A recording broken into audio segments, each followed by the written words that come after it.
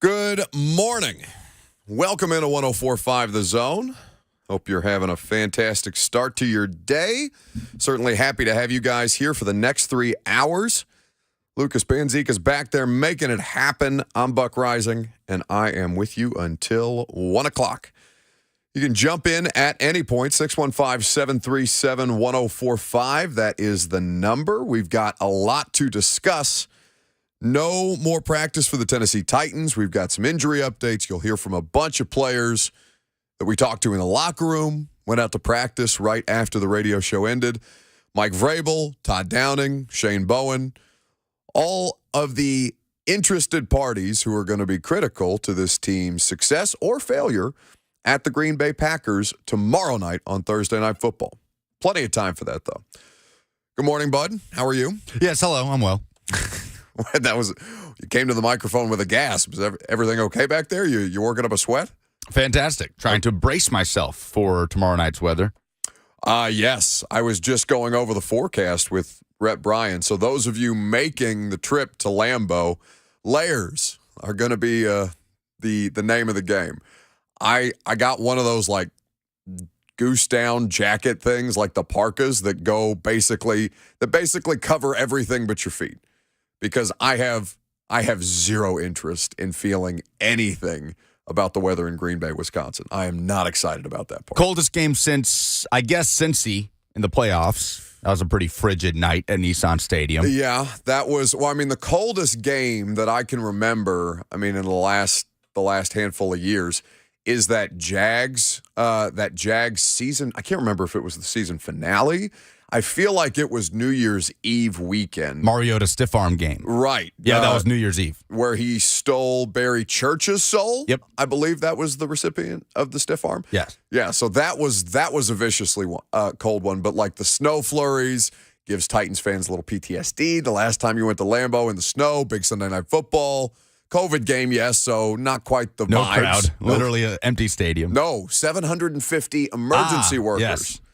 In attendance, masked up, and, with the entirety of a snow-filled Lambeau field at their disposal. Would they still do the Jumbotron hype-up videos on third down with 700 people in there? That's correct. It's third down. Like the decibels little graphic with just like a little spattering of people. Buddy, I was sitting in Arrowhead, as were you, a couple of weeks ago.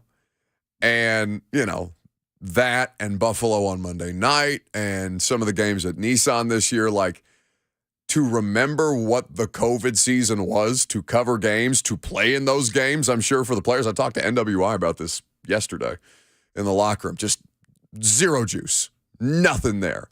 Flat, snow, cold, miserable, can't get a pass rush. Oh my God, A.J. Dillon is huge. He's a literal snowplow running through your face masks over and over and over again. But particularly miserable experience. Can I be honest about Arrowhead? I don't think we saw it in its full force whatsoever in that game. I did not feel the overwhelming environment at Arrowhead. Buffalo's really been the only one like Buffalo that this year. was insane. Yeah, and the Bills gave that crowd a lot to cheer about on that day. And this is a credit to the Titans. Titans kind of sucked the life out of that game in Arrowhead where fans were like, this is not fun. Yeah. There was a lot of that certainly in the 19 championship game. That's probably the craziest environment that I've ever seen. But anyway, it is going to be an interesting game. It's going to be between two interesting teams, and we'll have plenty of time to talk about that. We've got some injury updates for you as well. And Lucas found a specific statistic about Derrick Henry that you want to share with people? Do that at noon. Okay. By the way, Mike Giardi is going to be here in about 15 minutes, and we always enjoy catching up with Mike and having a good back and forth. But in the meantime, we might as well get the college football playoff rankings things done, given that there's not a ton of movement, but you understood that going into what last night would be for the University of Tennessee. The path forward still remains as clear as any at this point, and for TCU, for Michigan, for Ohio State, and of course Georgia, there's not really a lot to discuss. But I mean, for these college football playoff rankings, and as you kind of look at the way that the top 5 teams are holding serve, was there any kind of movement in there that struck you? LSU bumping up to 6 makes things a little more interesting now that Oregon has fallen out of that spot. And if Tennessee becomes the fifth team to make the college football playoff without winning a conference title and still not winning its division, that would be one of the more interesting storylines of what it is that the Vols' trajectory is so far, and basically how the committee continues to assess these things on a week-in, week-out basis. Yeah, obviously the top five unchanged, but I do think it's good news for Tennessee. Not shocking, but good news that LSU gets bumped up to 6 and USC stays behind the Tigers at 7. So the committee clearly values LSU's good wins this season in a much better light than they do USC's, who is a one-loss team that narrowly lost on the road to Utah. So the question is, if USC were to win out and win the Pac-12 and pick up some quality wins against UCLA, Notre Dame, and whoever they play in the Pac-12 title game along the way, would that be enough for them to box out Tennessee in the end, assuming, let's say, TCU were to go on and win the Big 12 and run the table? If one of those two teams loses down the stretch, USC or TCU, Tennessee's in. Yeah, I cannot envision a scenario where Tennessee is not in. No, there's not a single argument to be made in terms of strength of schedule, in terms of quality of wins, in terms of everything that they would be up against. They would win those tiebreakers. Yeah. So the question now, the biggest threat to Tennessee now is TCU running the table, winning the Big 12, going undefeated, and USC running the table as a one-loss Pac-12 champ. Last night, it's a very good thing for Tennessee football that they now currently have a top 6 and a top 8 win this season, which far outmatches anything that Michigan or Ohio State or USC can say. So just continue to hold serve at this point if you're Tennessee. South Carolina, a night game coming up this Saturday, and then they finish here in Nashville against Vanderbilt for rivalry week. That phrase always scares me. It's like a speed bump. Every time I get too close and then I just slur it. Anyway, 615-737-1045 is how you join the conversation. So as we kind of keep tabs on this thing and see how it continues to evolve, USC, if they are able to clinch a spot in the conference title game Saturday with a win at UCLA, Josh Pate was in here yesterday talking about it. That's where CBS is heading this weekend. And then Oregon will face Utah in another game that would then determine the other side of the Pac-12 championship participants. For TCU, they clinched a berth in the Big 12 championship game by beating Texas. Texas just laying down like dogs in an embarrassing spot. We talked about this with Pate yesterday. I'm trying to figure out what the hell happened to Quinn Ewers. It's one of the most interesting things in college football this year to see a guy that's so clearly and obviously talented, and then it looks like that still picture, that still image of him on the phone on the sideline with his offensive coordinator in that dopey looking mullet situation that he's got, looking scared. He looked scared by how things were going. And a TCU team that is fairly vulnerable offensively. So now TCU officially in the Big 12 championship game after that win this past weekend. We'll pivot back into some NFL stuff. We'll talk about the latest with the Titans with Mike Giardi momentarily, but we are always happy to have your phone calls. Scott in Springfield, up next on 104.5 The Zone. Hey, Scott. Yes, sir. Great show. Hey, I can't find anybody that can legitimately explain why Michigan and Ohio State are where they are or little top 10 wins. They say, strength of schedule.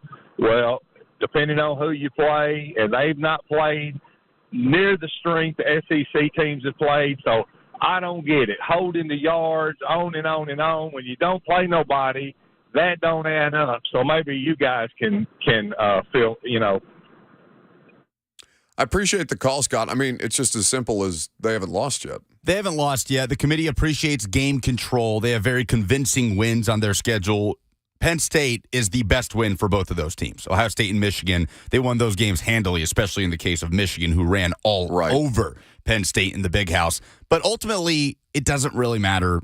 That's going to kind of take care of itself. When they play each other, a one-loss Ohio State or a one-loss Michigan will not have even close to the resume that a one-loss Tennessee would have in the end. Right. That's why when you kind of work your way through these things, it's always good to keep stuff like that in mind because it works itself out in the end as the schedule progresses. This is the weekly ramp up that we're now experiencing for the college football playoff. So when we have three more of these before they announce the final product.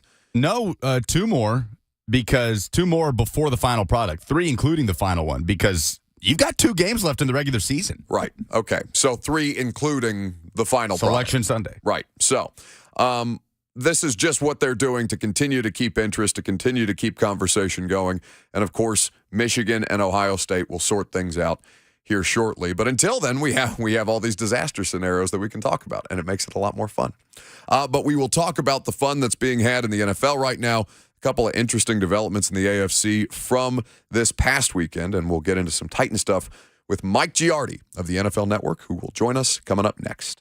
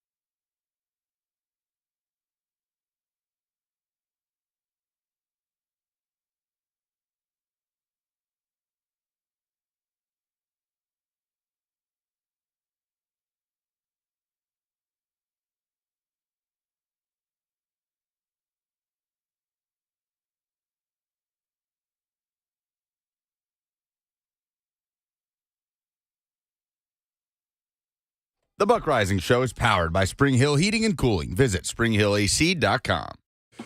Welcome back. Big NFL weekend coming up.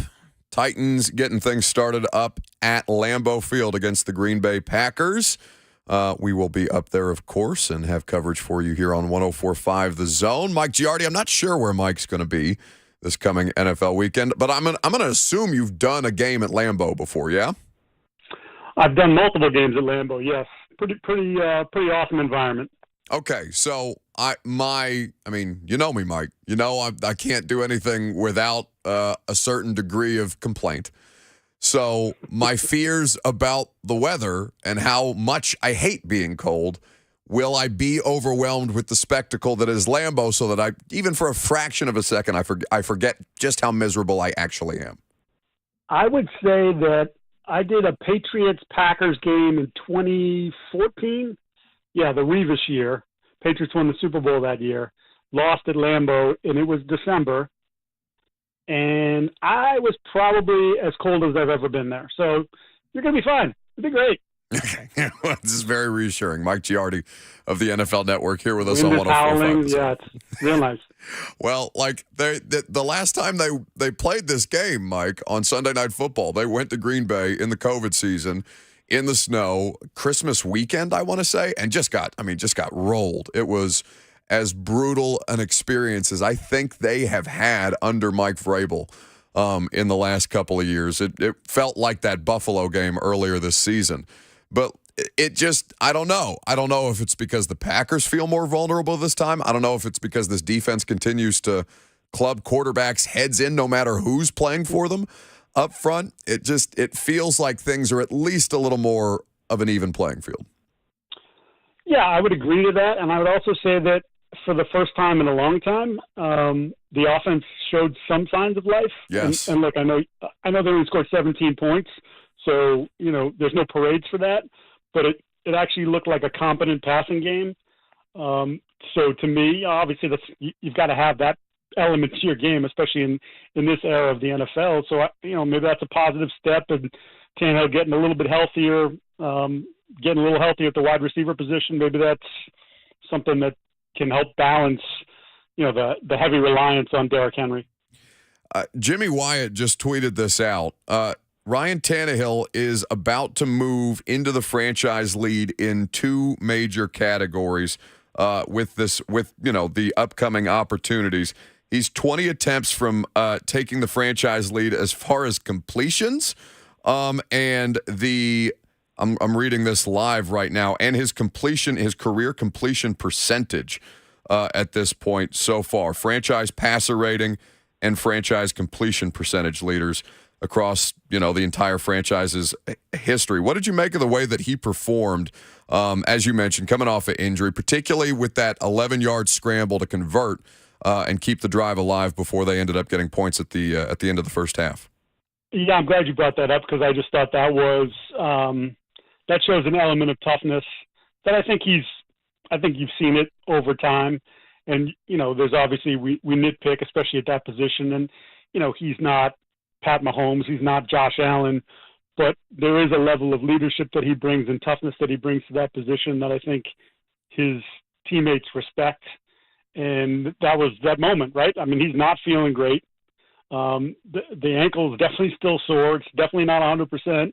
And he just said, no, we need this play. I got to go do it. And he did it. So I think that's one of those things I think when they watch the tape on Monday or whatever, the teammates look at each other like, my guy's a dog. He'll fight for us, and that's important. Mike Giardi here with us on 104.5 The Zone. Where are you this weekend? I have a big AFC East game, Patriots-Jets. Jets with a win would be the first-place team in the AFC East for the first time in, I want to say 11 years, 12 years. What the hell am I to make of that? What do you make of that? Given what you've been watching for the last 20 years, basically, in that division, and now, the thing that was supposed to be running the show for the next 10 to 15 is throwing dumb interceptions, leading the league in interceptions, and kind of cratering in the last couple of weeks.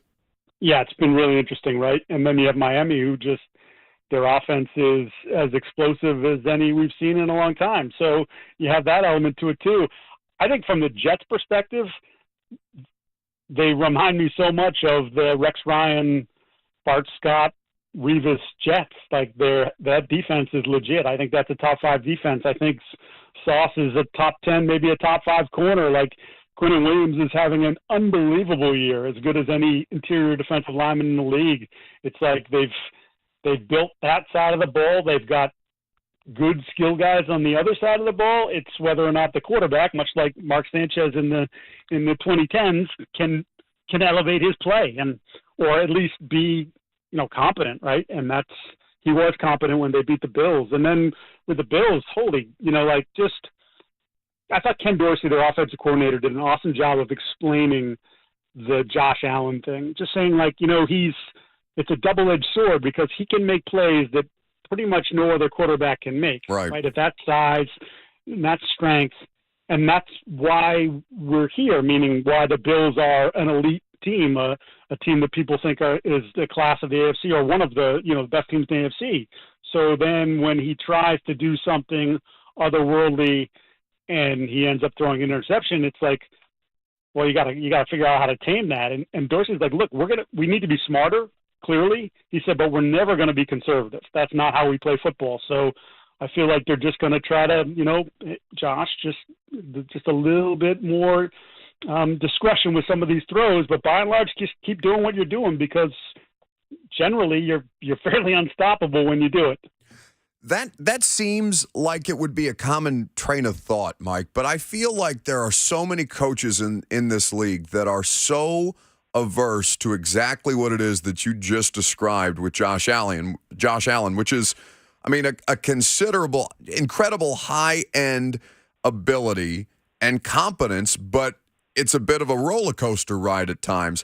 It seems to me that a lot of these offensive coordinators would not necessarily kind of have that approach the way that Mike Kafka articulated earlier to their media. Every time I watch, just a lot of teams around the league this year, even some of the newer coaches who kind of come with an almost a stigma of, younger, of a certain kind of offensive philosophy. You would expect them to be more aggressive in the way that they coach their teams, and that it doesn't feel like the case to me. Yeah, I thought it's interesting, and maybe there's the added pressure of, it used to be you get 3 or 4 years, right, as a head coach before the plug gets pulled on you, and now, one and dones are not completely uncommon. You're pointing Nathaniel Hackett. Yeah, exactly. Josh McDaniels, and I know Davis just came out and said, no, he's my coach next year. But, Jim Irsay said that Frank Reich was his coach next year, and then a week and a half later, he canned him for a television commentator. So that stuff is just, to me, that's noise they've got to produce on the field. So I wonder how much that plays into it, right? Like you can look at it and say, you should play a little more conservative, or, hey, I trust the numbers here. The numbers say this. And, the whole analytics boon is you don't have to explain your answer, right? It's just, this is what our sheet said. This is what our chart said. Yeah. Okay, but how was your right guard doing in that game against that defensive tackle that was chewing him up? Or does your quarterback have a gimpy ankle and you're not factoring that in because that's not part of the numbers, right? You can't. The human element doesn't go into the numbers. The numbers just say this is, we've accumulated X amount of data and this is what it says. And I could rant against analytics for hours upon end. Well, why are you the old person in football? But you want to be in this position. It's like I'm listening to an episode of PTI where it's just older people shouting at each other about numbers and math and sports. Because I'm right. And don't slander PTI. I love PTI. I'm just saying, it is it's spiteful the way that they talk about any kind of numbers associated with sports. It's spiteful. I also hate numbers. Thank you. And numbers, first of all, Lucas, once again, the moral compass of this program, the glue. Well, because he's anti-math? No, you two are dopes. Lucas, and I was talking to Lucas last night because, as you well know, we're slowly building a plan to unseat you, Buck. But when he was gone, when he was on vacation, you were a mess. You were a puddle. The show was aimless. You were emotional. It didn't. It We lacked. couldn't figure out one Zoom connection for you, you diva. That's why you're alleging the things that you are. Shambles. Lucas is he is everything to the program. He's the foundation of the program, and when he's not there, you're a bit of a disaster. Well, that was basically the first 28 years of my life anyway. So tough break. What's Boris Johnson say? Them's the breaks. Thank you, Boris. So, kind of going back to something you mentioned about the general dysfunction happening about 4 hours north of us in Indianapolis with the hiring of a television commentator. All of a sudden, Matt Ryan dual threat scrambling for 40 yards, and Jeff Saturday gets a win over the aforementioned down tremendous Las Vegas Raiders and Josh McDaniels. What do you make of just the general science experiment that is the Colts this year? I mean, how do you explain the last 3 weeks? I'm talking about the decision to go from Matt Ryan, who, look, is obviously closer to the end than he is to the beginning, but had 3 fourth-quarter game-winning drives or whatever the stat was early in the season. And so you can look at it and say, well, his arm strength isn't there and he doesn't have the mobility, and then go to Sam Ehlinger, who, okay, you want to tell me that there's some hope there. He's mobile.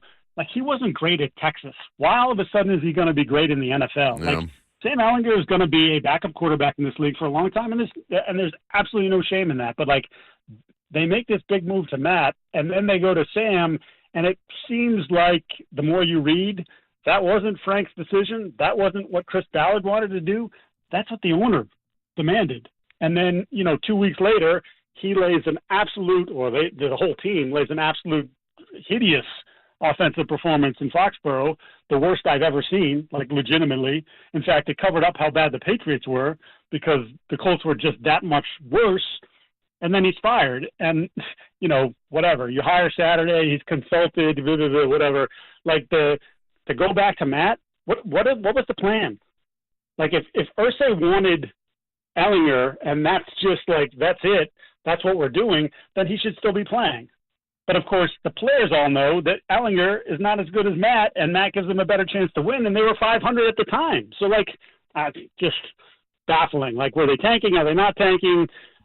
They're walking away from Matt. Like, who knows what they're doing? That is a mess, and I think it's probably unfortunate for the guys in the locker room in terms of, like, who's actually running this thing? Is it the crazy owner and not the coach? Like, I just don't get it. I would be very frustrated, and if I were them, I'd be kind of like, okay, when's the off season start? Can we get there? Can we fast forward this thing? 90% of the audience, of the people within the sound of my voice, they just got a little closer to their radio, to their podcast, whatever, however they're consuming the show, and they're probably just asking you to say that a little softer, a little slower about how dysfunctional the Colts are being right now. I mean, like, there's a percentage of people here, Mike, that are rooting for that kind of stuff with the Titans and Todd Downing to kind of bring this back home. Like, it's a bleep show. People want Mike Vrabel to fire this man in season, 6-3, leading the division, just because they can't figure out a handoff to a rookie quarterback for reasons unbeknownst to me still. But, like, the idea that there's a contingent of the fan base that roots for that kind of dysfunction that you've just described blows my mind every time it makes itself present. Hang on, let me jump in here. It is not because of a fumble by a backup quarterback. There are several reasons why fans take issue with this team's offensive performance this year. You see what I'm dealing with? I'm the unreasonable, completely unreasonable back there, unhinged. I would say this: that what's Downing have to work with? Yeah. Oh, did you see the Ed Werder quote from Mike that he put out there for Mike Vrabel a couple weeks ago? Who the bleep would we throw it to?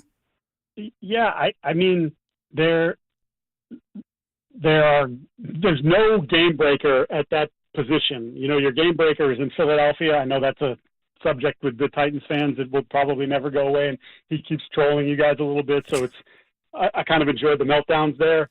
But, like, Robert Woods is a nice player coming off a major injury. Nick is a solid professional receiver. Is he a 3? Is he a 4?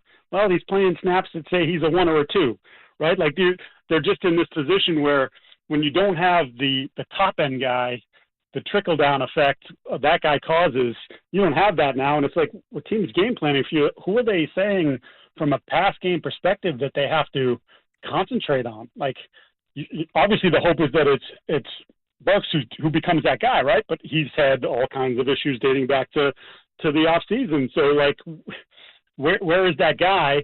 And how do you become an explosive offense without throwing a flea flicker or just hoping that one of the handoffs to Derrick goes for 75 yards? I mean, that's the offense. And there's just your hands are almost tied with the lack of explosive weapons that you have at the skill position, particularly on the outside. Well, let me play my own devil's advocate then, because you mentioned Derrick Henry and the carries have evaporated against the Chiefs, and again, which is something we're going to get into a little later because we talked to Todd Downing about this yesterday. But what do you make of the way that he's kind of not been a big presence in what their game plan is? He had 8 carries in the first half on Sunday, Mike. Yeah, a little bit baffled by that, but then I think, what did they have? Prior to the 2-minute drive, did they have like 15 offensive snaps or something? So then it's like, well, it was 6 straight punts. I could have punched myself in the face. Yes, you're ready to gouge your eyes out. It's not happening. And I can commiserate with you with that Patriots Colts game because it was as equally as that was the were you there? Oh yeah, that was disgusting. Not if you love punts. Woo! I'm telling you now. So I've been covering the league for 23 years, 24, whatever it is. That was the single worst offensive performance I've ever seen in my life. They averaged 2.02 2 yards per play. Who did? 9 sacks. The Colts. Oh. And the Patriots averaged 3.27 yards per play. I was just going to say, was that the Pats? Bad from the Colts.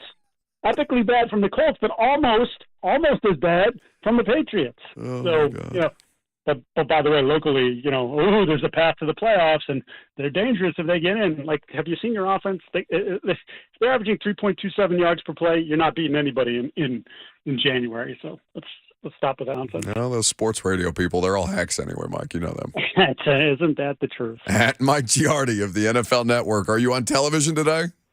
I am. In fact, I will be talking about the Titans. What specifically for people who would like to go check out your broadcast or your we part are going of the to talk broadcast? about the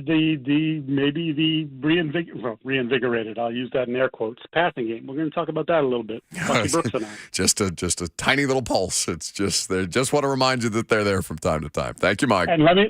Well, wait. One more. Okay. Post Thanksgiving, Cincinnati at Tennessee. Word on the street is your boy's going to be there. Yeah, this is the furthest into a season that I feel like we've gone without anybody drawing the Titan short straw at the NFL Network. I feel like you guys are actively avoiding us this year. You know that if I had my druthers, that I would be hanging out, not with you, Ron maybe, Jim. I'd be hanging, obviously Lucas. Yeah. But I would be there more often. Okay. Well, I look forward to seeing you then. Happy Thanksgiving. Get out of here. You too, buddy. See ya. That's Mike Giardi of the NFL Network with us on 104.5 The Zone. So a lot to dive into there, specifically about Derrick Henry's usage rate, and we'll do that coming up in the noon hour. But we have to get to some SEC Week 11 observations. A lot of moving parts, even though Tennessee held serve with ease against Missouri, and we'll do that coming up next.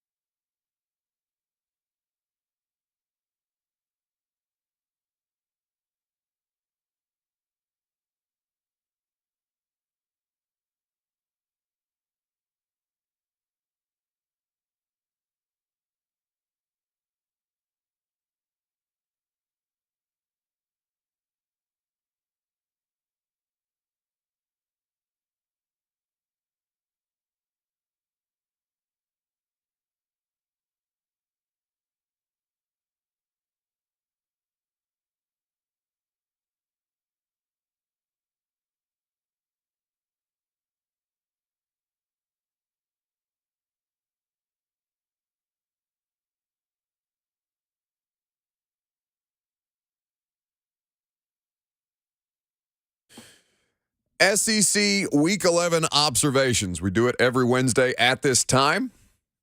A lot of lopsided results, a handful of close games, and a few that we need to get into from the Tennessee perspective. You can jump in if you want, 615-737-1045. All right, Lucas, take me around the conference. Where do you want to start? LSU clinches the SEC West. Georgia clinches the SEC East. Last week's game, not this past week, but the week before, week 10, those games did end up being semifinals for the SEC championship game. Tennessee, Georgia, LSU, and Alabama. LSU wins a rock fight against Arkansas in Fayetteville. Icy, cold day for an early kickoff. KJ Jefferson not playing. Malik Hornsby carries the load at quarterback for the Razorbacks. 13-10. LSU tried to give that game away. Harold Perkins single-handedly won them that football game. They really held down Jaden Daniels. And the visual of the Arkansas Stadium frosted over before that game, that was really cool to see. I believe I took Arkansas to at least cover on Friday, right, with the SEC picks. Yes, and I can't remember. I'll have to pull up the picks that we made, but I'm not going to lie. When I saw that KJ Jefferson was out, I immediately jumped on LSU minus 3.5. Yeah. It did not hit. Yeah. So I mean, for LSU, obviously huge to be able to clinch the SEC West at that point. How would you kind of describe this Arkansas season? Because I did not expect there to be quite as much variance. It's not talked about in the same kind of disappointment as Texas A&M, because there's a lot more dysfunction. There's a lot more juice there to talk about an $85 million buyout and a coach that's floundering and can't seem to get out of his own way, and he's got the full notebook of a playbook out there, and he looks disheveled, and he's not changing anything because $85 million, double middle fingers, bleep you. But Sam Pittman this year has not gone well at all. Super after they, I believe, started the season ranked number 19. They were in the top 10 at one point. Yeah, they were in the top, because the whole very controversial tweet. Right. They were in the top 10. They've been up and down. Look, they have Ole Miss and Mizzou to finish out the year.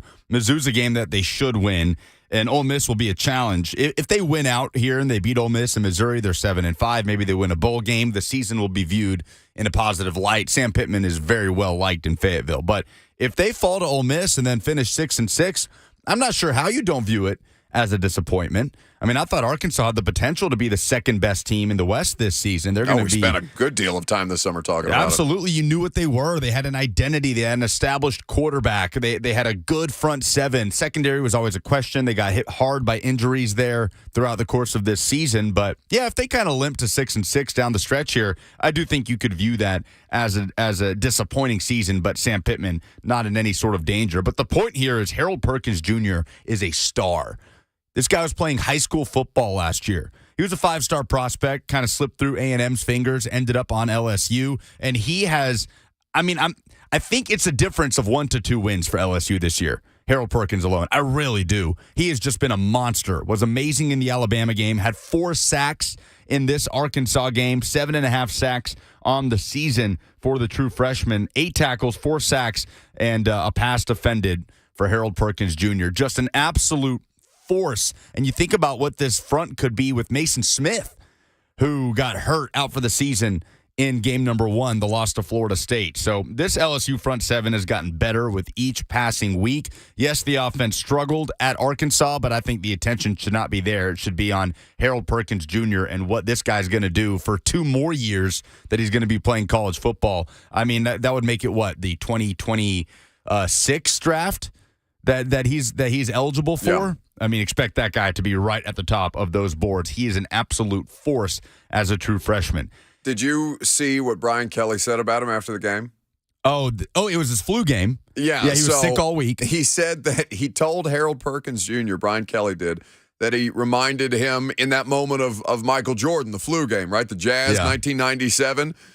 Kelly, and I'm reading the line from the Gamer, courtesy of the Associated Press. When Kelly told Perkins that his effort against the Razorbacks reminded him of MJ against the Jazz in 97, Kelly said the teenager responded, "Who's MJ?" Okay, I'm going to give Harold Perkins the benefit of the doubt here and say he knows who Michael Jordan is. I'm going to say that's a safe assessment, but it is objectively funny. Yeah, it is for funny. him to hear 1997 when Harold Perkins Jr. probably not born yet, and say, "Who's MJ?" And Brian Kelly probably just be like, "Oh, it is funny. Here's your sign." Now, the best environment in the SEC on Saturday was. I don't think it was at Ole Miss, though that was a great crowd at Vaught-Hemingway Stadium. The game was exciting. Great game. They fall to Alabama, which ultimately is why LSU was able to clinch the SEC West on Saturday, 30-24 the final. Also keeps that win over Alabama by Tennessee a top 10 win. That's important for the Vols as they race towards the playoff. But the best environment in the SEC was down on the Plains on Saturday, an Auburn team that had lost 5 in a row that looks like it's headed towards not being bowl eligible, assuming they do not upset Alabama in the Iron Bowl. They are 4-6. Not a great football game, 13-10 the final against Texas A&M. But my goodness, the vibes at Jordan-Hare Stadium with Cadillac Williams, Auburn legend as the interim head coach. Many people have probably already heard this, but here was his interview with Cole Kublik on the SEC Network after the game. How does that feel? All glory go to God. God is good. I'm so appreciative of this Auburn family. I mean, these fans, they showed up and showed out, man. The energy, the atmosphere here. Man, I just think I'm so appreciative for this institution. I'm forever indebted to it. I love serving these young men, man. It's coaching staff. It's bigger than me. It's just not my show, man. We are together. We family. So I'm excited. 1-1. 1-1. How did you do it? How did you inject this kind of life into this football team? Serve. Discipline. Believe. These kids. These staff. I mean, people around the building, the Auburn family. And these kids just need a little love.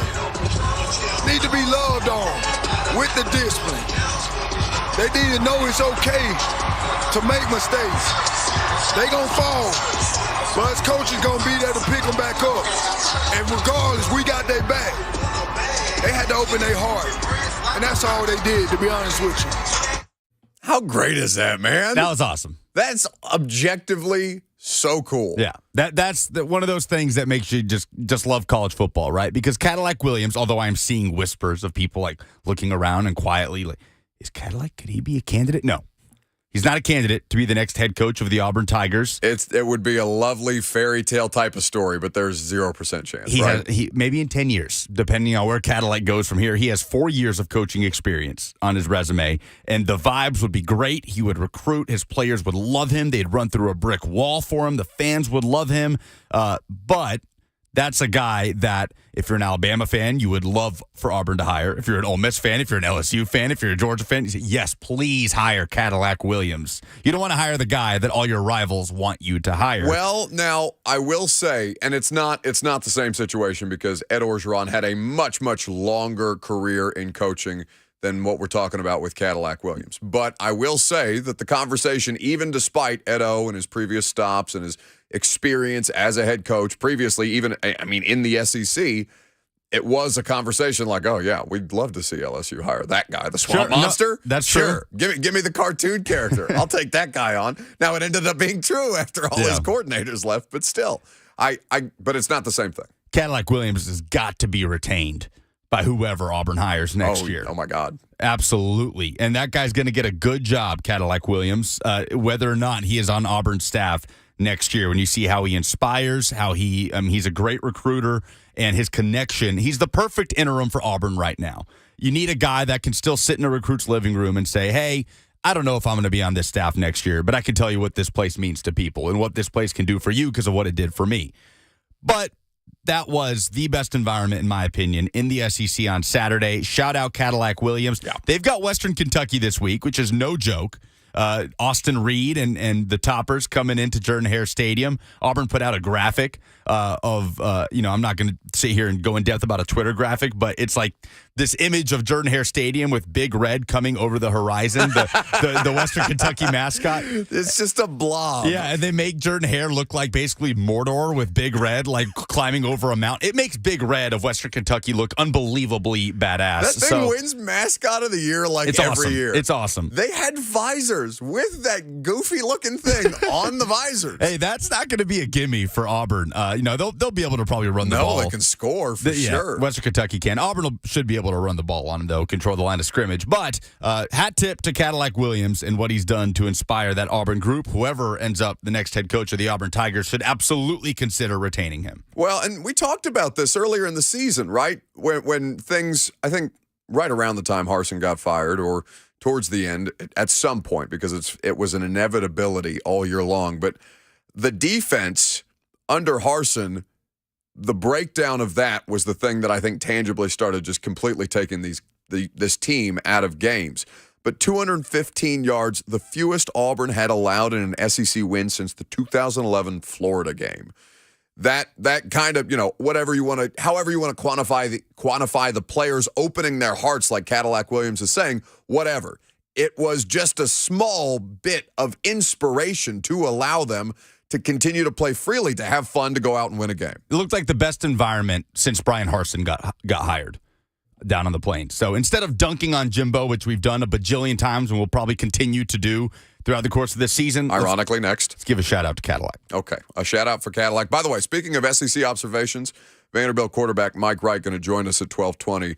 A big win for them over Kentucky this past weekend, so looking forward to catching up with Mike later on in the show. But speaking of Jimbo, it's time for the dumbest thing in sports this week.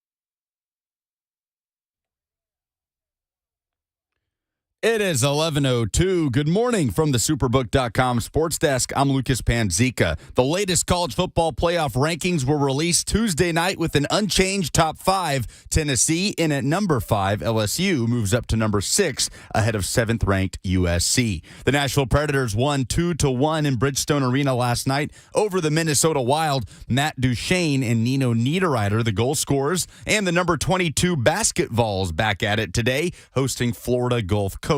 Tip-off at 6 p.m. at Thompson Bowling Arena. For all your foundation repair and waterproofing needs, visit USSTN.com. Breaking news at once in your home for the Titans and Vols. This is 104.5 The Zone.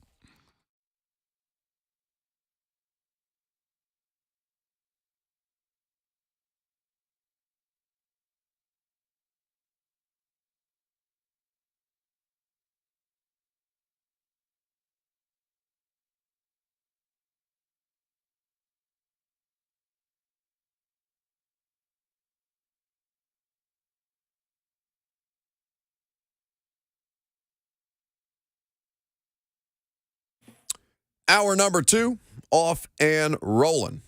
Welcome into 104.5 The Zone. Welcome back. You've been spending time with us so far. We're happy to have you either way. You can join the conversation. We'll get to some phone calls momentarily. 615-737-1045 is how you hop in. Lucas will be on the other end of the line. Pop you on hold. We can talk about Titans, Vols, SEC, Thursday night football, whatever in particular is on your mind. We got Vanderbilt quarterback Mike Wright coming up at 12:20. Mentioned some SEC observations and their big win over Kentucky that snapped a 26-game SEC losing streak. So, a really, really great effort by the Commodores to give the Wildcats a problem. But in the meantime, before we get into any of that, we have to talk about one thing in particular, as we do every Wednesday at this time. Let's be honest. You've already seen something this week that made you say, "What the is this?" That's bullshit. What the hell? Give me some more now. Something so mind-numbingly idiotic that you just want to get it off your chest. Dumber than a second coat of paint. Some idiot. You are really dumb. For real. It's the dumbest thing in sports this week on the Buck Rising Show. Sure is. It's made possible by Painter Moretti Murfreesboro. They offer a complete range of services, all of which meet the highest industry standards. Call for a quote today, 615-PAINTER or www.painterreadymurfreesboro.com. 615-737-1045. What's the dumbest thing in sports this week? You give us the dumbest thing, literally the dumbest thing. We have a pair of tickets for you to see the Preds take on the New York Islanders tomorrow, this Thursday, coming up at Bridgestone Arena. 615-737-1045. Give Lucas your dumbest thing in sports this week. Allow me to begin, because I had initially looked at this and I said, I'm not going to have time to talk about college basketball today, even though it gave me great delight to watch Kentucky lose in triple overtime to Michigan State. So I thought about it, and I said, well, Kentucky football took a terrible L this weekend. Kentucky basketball took an L that was hard-fought and a compelling basketball game, but still made me happy to see Calipari sprinting up and down on the sidelines there. And then I saw this headline from CNBC about Mike Tyson and Evander Holyfield are launching a line of cannabis-infused edibles. Holy Ears. Have you seen this headline? The former rivals, Mike Tyson and Evander Holyfield, are launching a company called Holy Ears, a line of THC and Delta-8 infused edibles. The collaboration is a nod, of course, to Tyson biting a chunk of Holyfield's ear off during their heavyweight title fight in 1997. So I guess if you're going to have this horrific thing on both of your resumes that should scar most people for life, why not make a line of edibles out of it? I don't know if it's the dumbest thing in sports this week or if it is very, very intelligent, and I'm very happy to see something like this. I may buy a Holy Ear. I haven't decided yet, or where such things are legal. But it's laugh out loud funny to me. Just the idea that these two people could come together after one literally bit off the other's ear and say, you know what? THC, our path forward. So I was going to make Jimbo Fisher and this whole situation with Texas A&M receiver Moose Muhammad and the sleeves, and Josh Pate talked about it yesterday. Dumbest thing maybe of the college football season. Right. And can we, with the, you're not allowed to wear sleeves in the cold. You're not allowed to be warm while playing a cold football game. Like, are we done with that? No. Did you know? We were talking to David Long about this yesterday. And he goes, I never wear sleeves. I don't wear sleeves in games. It was something that our high school coach drilled into us. Like it was, I don't know why. I can't for the life of me understand what it is that would cause a player problems about wearing a sleeve, particularly if you're going to a place like Green Bay, Wisconsin. Like what kind of deep trauma had to happen to you with your high school football coach that still, as a completely grown and rational adult, that you say to yourself, you know what, no, sleeves, I can't do it. I feel like it's a toned down evolution from like not being allowed to drink water, right? Like the Junction Boys at Texas A&M under Bear Bryant decades and decades ago, not being allowed to drink water because that makes you tough. No, I think... What did they used to call concussions? I can't remember. There's a phrase. Oh, he got his bell rung? He got his bell rung, yes. It's... Yeah, can we normalize it being okay to be warm so you can try and play your best during a cold football game? To refer to a concussion as getting your bell rung is laugh out loud fun. I mean, it's horrible. It's terrible. Not to mention Moose Muhammad, saying that he got benched for not wearing sleeves when multiple A&M starters were seen wearing sleeves against Auburn. I digress. My dumbest thing in sports this week is, once again, Antonio Brown, who posted a screenshot of a lengthy text message from Tom Brady that was sent in May of 2021. Okay. Brady, and I'm not going to read the whole thing. It's a very long text. It sounds like a text from a concerned friend that AB once again posted to, I guess, make himself look like the good guy, and then in turn made himself very much look like the bad guy. That's right. Tom Brady texted Antonio Brown on May 10th, 2021, said, "You are demonstrating very poor decisions and poor communication to so many people who have gone above and beyond to help you. You are acting selfish, and unfortunately, many of those people are exhausted by the erratic and unpredictable emotional behavior." Now, wait. Was this before or after he went shirtless and ran off the sidelines against the Jets? That was last season, right? Yeah, 2021. So before. Okay. Yeah. So before most of the dumb things he's done in the last calendar year. You said May of 2021. May of 2021 is when this text was sent. Heading into the season when then, of course, the whole Jets meltdown. And AB has obviously spiraled, way more since that point. Brady said, "When I met you, you were humble, willing to learn, and anxious to improve things in your life. In a short period of time, you have done those things and accomplished some great things, and very much on the path to success long term. Unfortunately, you have reverted very much back to a young, immature man that is selfish, self-serving, irrational, and irresponsible." So that you get the message. I'm not going to go ahead and read the rest of the entire text, but it goes on at some length. Antonio Brown, once again, is my dumbest thing in sports this week when someone who's very clearly tried to help him in the past reached out again, and AB is trying to, I guess, use that against Tom Brady. The only thing that would have made it funnier is if he continued to do the thing which he's been doing on the internet as of late, which is posting pictures of him and Giselle. If it was just like, how on Instagram you can post one picture and then you swipe over and there's another picture. Post them at the same time. If it had been the statement and then the same picture of him with Antonio Brown embracing Giselle on the sideline after a Bucs win. The guy is, I've never seen anything like it. And sometimes you want to laugh at it because the behavior is so ridiculous, and sometimes I can't help but think every time he does anything, what is going wrong inside that guy's head without any kind of, ability to diagnose him at this point. It's the dumbest thing in sports this week. 615-737-1045. Call that number. Give us the dumbest thing in sports this week, and we'll give you a pair of tickets to see the Preds take on the Islanders tomorrow night at Bridgestone Arena. We'll get to your phone calls on that next.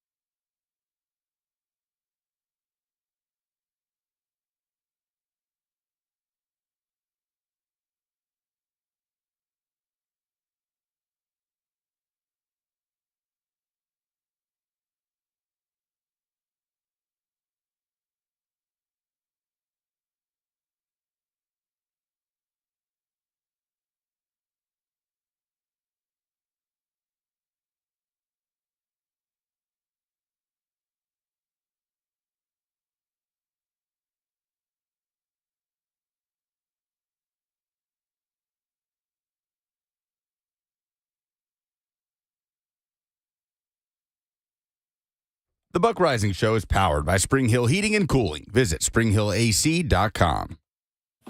Dumbest thing in sports this week. You got a nominee? You got a good one. We'll give you a pair of Preds tickets right now for Thursday night's game. 615-737-1045. They got the Islanders.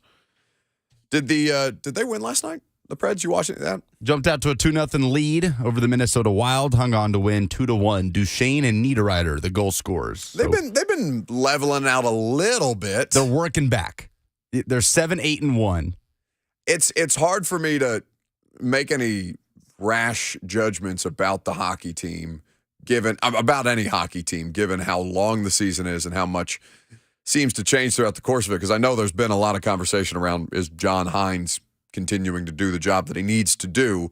And they do fire hockey coaches so quickly on a regular basis that you never know when something like that is actually real or whether it's just one of these slumps that they tend to get in. So maybe the Preds starting to get things right. In the meantime, we'll take your phone calls on this. What's the dumbest thing in sports? How about Eric in Nashville up first? Hey, Eric. Hey, how you doing today? Listen, nothing against your takes. I'm actually going to be watching the Titans game tomorrow night, so I'm disqualifying myself. Oh, well, I hope you've got safe travels there. Yeah. And also, I just hope for something else down the road that's coming to Bridgestone is why I kind of disqualified myself because if I win, I know I'll be in there. You're playing a long game. I see you, Eric. Yeah. So, guys, last week I said it was an organizational deal. I'm going to organization again. My dumb saying this in sports this week is the Las Vegas Raiders organization, guys, and here's why. So last year, this was a team that was a little bit dysfunctional with the whole John Gruden email thing. They wound up getting rid of him, but you do bring in Rich Bisaccia. You get it turned around. You win your last 4 games and 5 out of the last 6 to make the playoffs, and you lose in a close game to eventual AFC champ Cincinnati Bengals. In the offseason, you do get Devontae Adams, you get Chandler Jones. But here's the thing. Instead of staying with Rich Bisaccia, you decide to go to Josh McDaniel. And, guys, I do not understand this, why everybody thinks he's such a great guy. This is the same guy that's winning with the Denver Broncos, drafted Tim Tebow in the first round. This is also a guy that screwed with the Indianapolis Colts organization, who, by the way, they played this Sunday, and I know they love the fact that they beat the Raiders. Basically, a guy that was brought in to coach right from the TV studio, who basically brought back in Matt Ryan, who everybody thought was done for and dead, who had a good game last week. You also had Jonathan Taylor, who basically had been out of the lineup with injuries. Come back in, he runs crazy against the defense. This is also a team that now is 2-7, and if not for the Houston Texans, would probably be the worst team in football. And this is also a team that has lost 7 games, 6 of them one-score games, blowing huge leads. And after the game, you have your quarterback basically question some of his teammates' efforts, not being totally invested. And you've got an owner that's saying, well, it's a work in progress. Really? After everything you went through last year and making the playoffs, you're part of the problem, too. So the Las Vegas Raiders organization is my dumbest thing in the sport. Guys, y'all take care and have a great rest of the day. Thank you, Eric. You felt bad cutting him off at the end because he told us to have a nice day, didn't you? Yeah, I did. I could tell he was landing the plane, but he got there. 60 seconds on the clock, kids. It's a good submission. Eric got a little more because Lucas was on the phone. It is a great submission. Do you know what Josh McDaniels? I mean, they're 2-7 this year. In Denver, the last time he had a head coaching job, in 2009 and 2010, he went 13-24 in 3 years. 13-24, across 3 years. 11-17 with the Broncos. 2-7 now with the Raiders. Did he ever win more than 3-4 games in a season as the Broncos coach? He had an 8-8 season his first year. That was 2009. He was 33 years old, which is crazy. He's now 46 and doing even worse at the job. It's, we brought this up with Giardi earlier about the idea of one and done in coaches in the NFL. Nathaniel Hackett is very much in that conversation. Josh McDaniels seems like he should be too, even though he's recently got a public pronouncement of loyalty from the ownership and Mark Davis. It's just, Derek Carr was crying at the podium after they lost to the Colts because, They hired a television commentator with zero experience. They put in the almost 40-year-old quarterback who ran, ironically enough, for 40 yards on your defense, and you are sobbing at the podium afterwards. Have you heard that audio, by the way? I almost feel like we need to play it because, like, to hear how busted up he is about this, maybe we can find that at some point.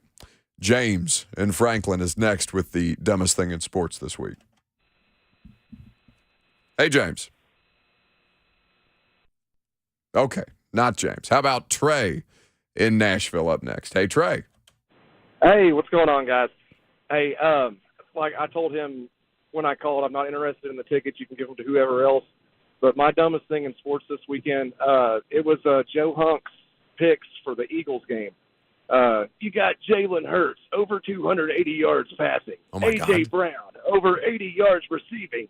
And, of course, the Eagles by 10.5. None of those things hit.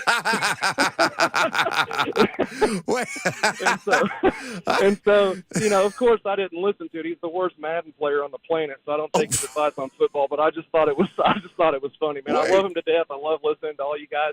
But man, I just thought it was so funny. Wait, do his voice again, Trey. That's the closest I've heard to anybody nail because it's a particular sound, and I don't know how to feel about it. Do his voice again.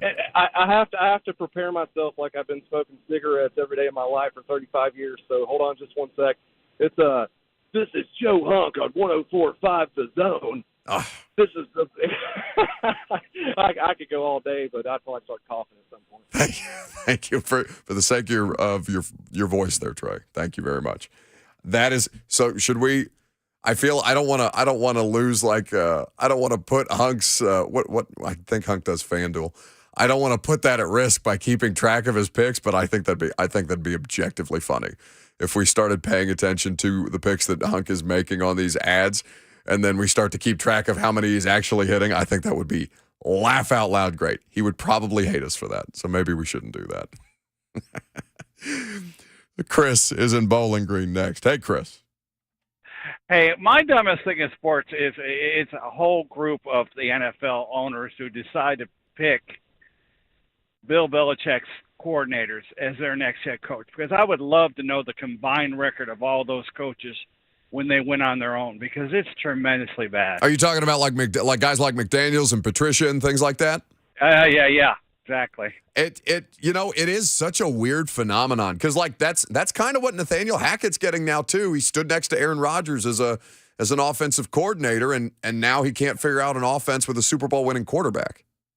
Exactly. Thanks for the call.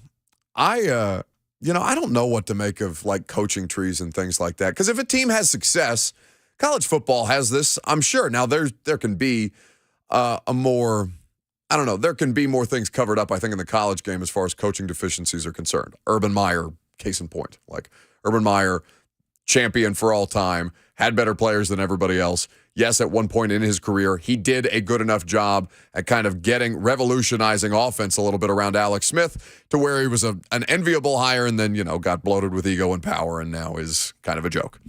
So those kind of things can be covered up, I think, a lot more in college football. But the idea that just by standing next to somebody who's had success, that you are directly responsible for that person's success, Belichick and his assistant coaches.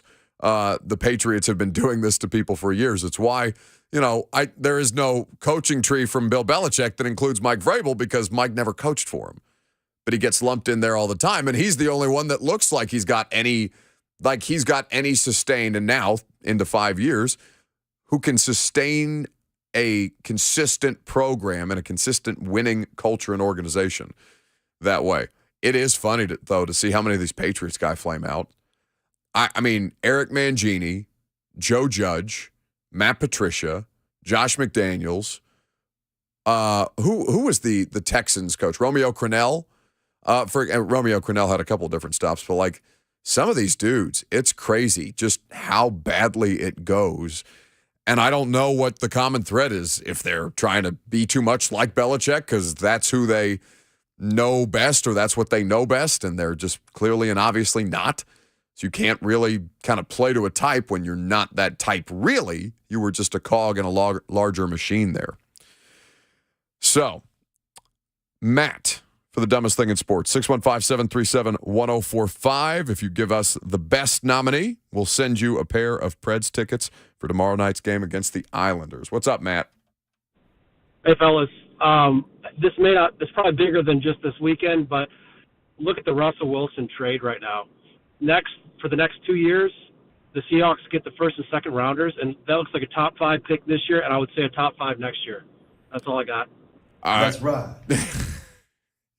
And here you were worried you weren't ever going to get to use that again.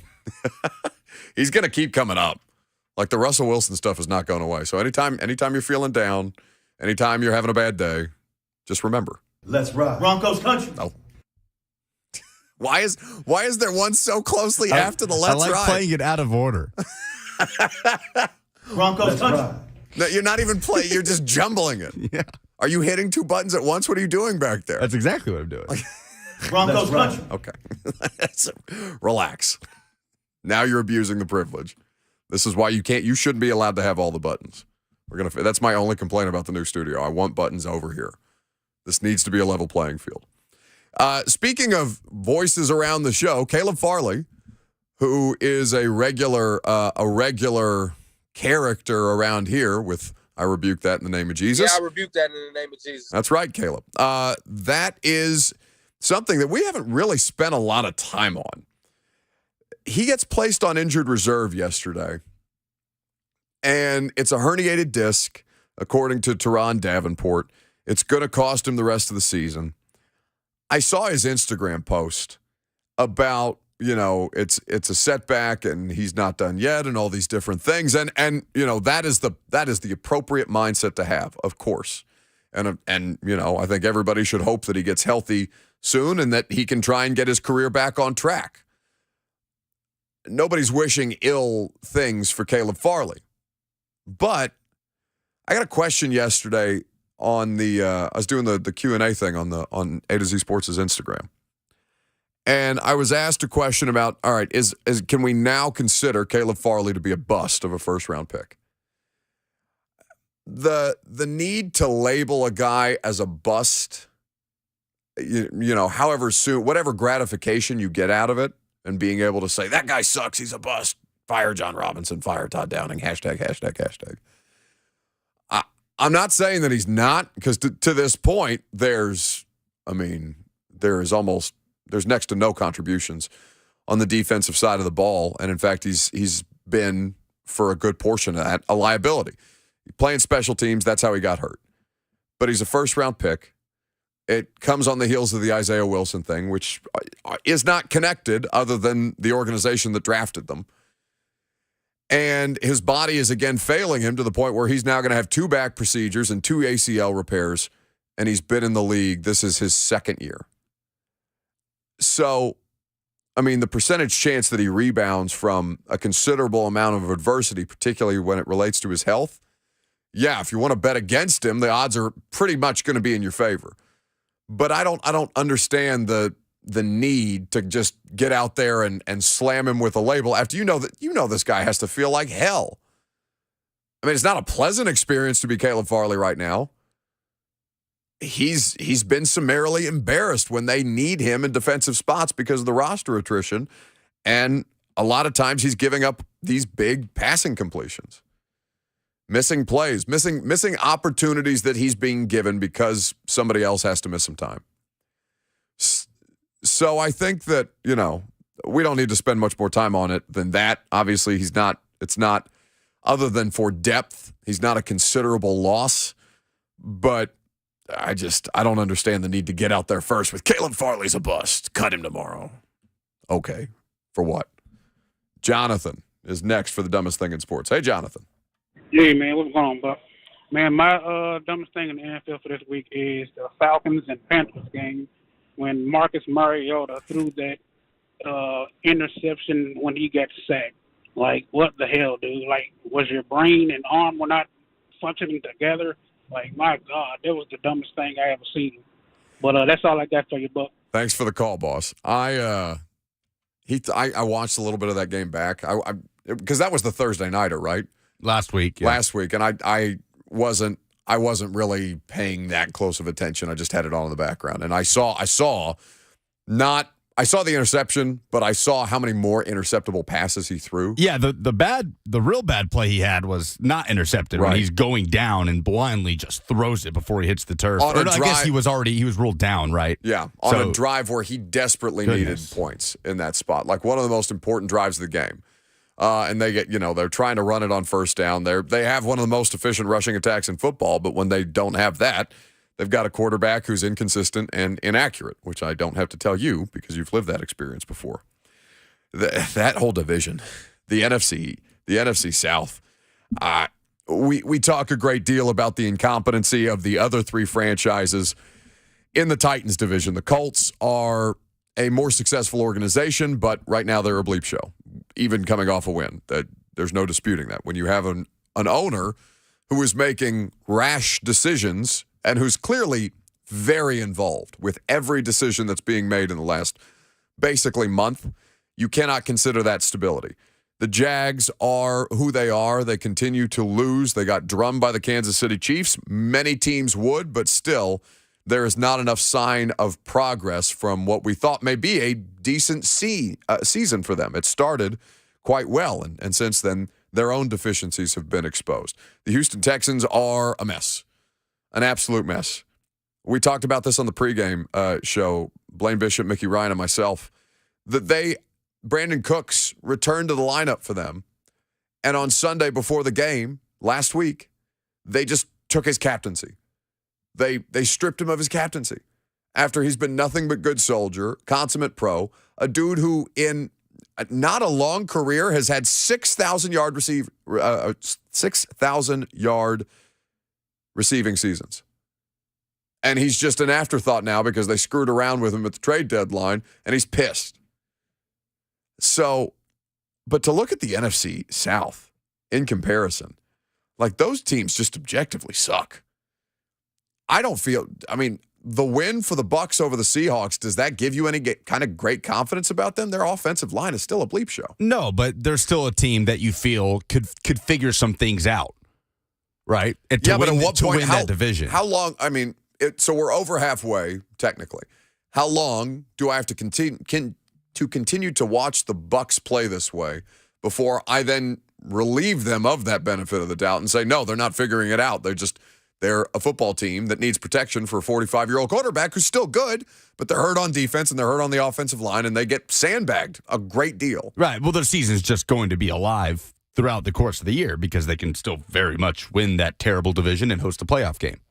Carolina right now 3-7, and the Falcons just kind of hovering around under 500 at this point, trying to get things back on track. Nobody seems to want to win it. Nobody at all.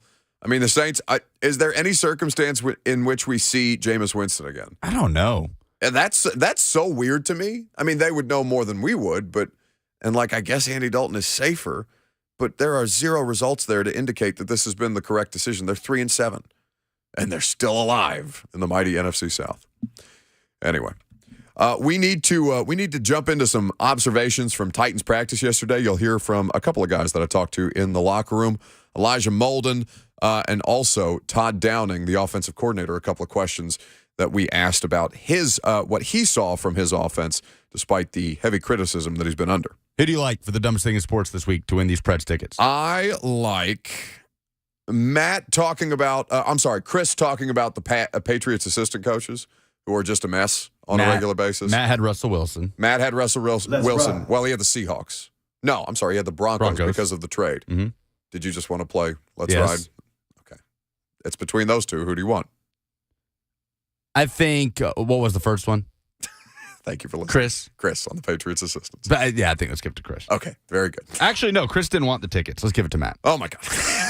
To be honest, out of everybody that called, 2 people actually wanted the Preds tickets. Okay, what is that? Is that some kind of indictment of the hockey team? I went to the home opener. I haven't been since. They got drummed by the Dallas Stars, and, I know that they've been up and down this year. I haven't been paying a ton of attention, but do people just not want to go to a Preds game? I think it's probably more so that it stacks up with the Titans game on Thursday Night Football. But yeah, out of everybody that called, 2 people said, yeah, I want the tickets. Everybody else said, nah, give it to someone else. That makes a lot of sense. You don't think they put the Titans game on the Jumbotron if the Preds are getting smoked or something like that? They'll probably put updates. Okay. All right, let's get into some Titans practice observations and a note on Big Jeff, who gave us a status update about his health for Thursday night's game. I'm Buck Rising. It's 104.5 The Zone.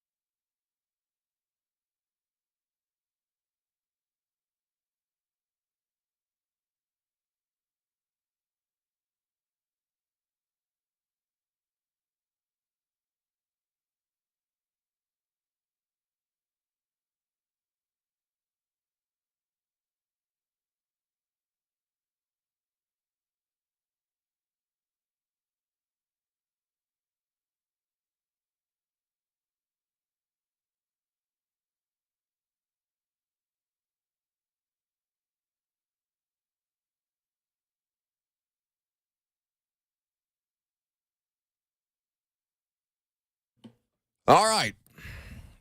Shipping up to Green Bay, Wisconsin a little later tonight. Luke is going to fly up Thursday morning. We'll both be on the scene for the Titans at the Packers. Thursday Night Football. I got a lot of questions about will it be shown locally elsewhere other than Amazon Prime. It is going to be on News Channel 5. Steve Lehman, I had asked him about that, and he confirmed. So that is good news for those of you who do not yet have Amazon Prime. I hope this, whatever we did yesterday with them, makes it. I've been thinking about that a lot. That would be swell. I would be very excited to see that. Those guys were out of practice shooting a bunch of things. One of the dudes came up to the locker room and asked me, "Will they let you talk to injured players in the locker room if they're around?" And they're shooting things for Amazon Prime, for the Open, for all the bells and whistles that are going to be around the broadcast itself. And I kind of laughed and I said, well, most of them are in here and just about all of them are hurt or have been hurt at a certain point. So if they're here, go for it. You got it. But as far as the guys who are injured, you'd have an easier time asking about the guys who are not injured at this point. So a couple of updates as far as players are concerned. I talked to Elijah Molden in the locker room. Now, Elijah Molden, first game back, activated on Saturday with Treylon Burks from injured reserve, got his first action, played through the first half, and then was injured, ruled out with a groin injury.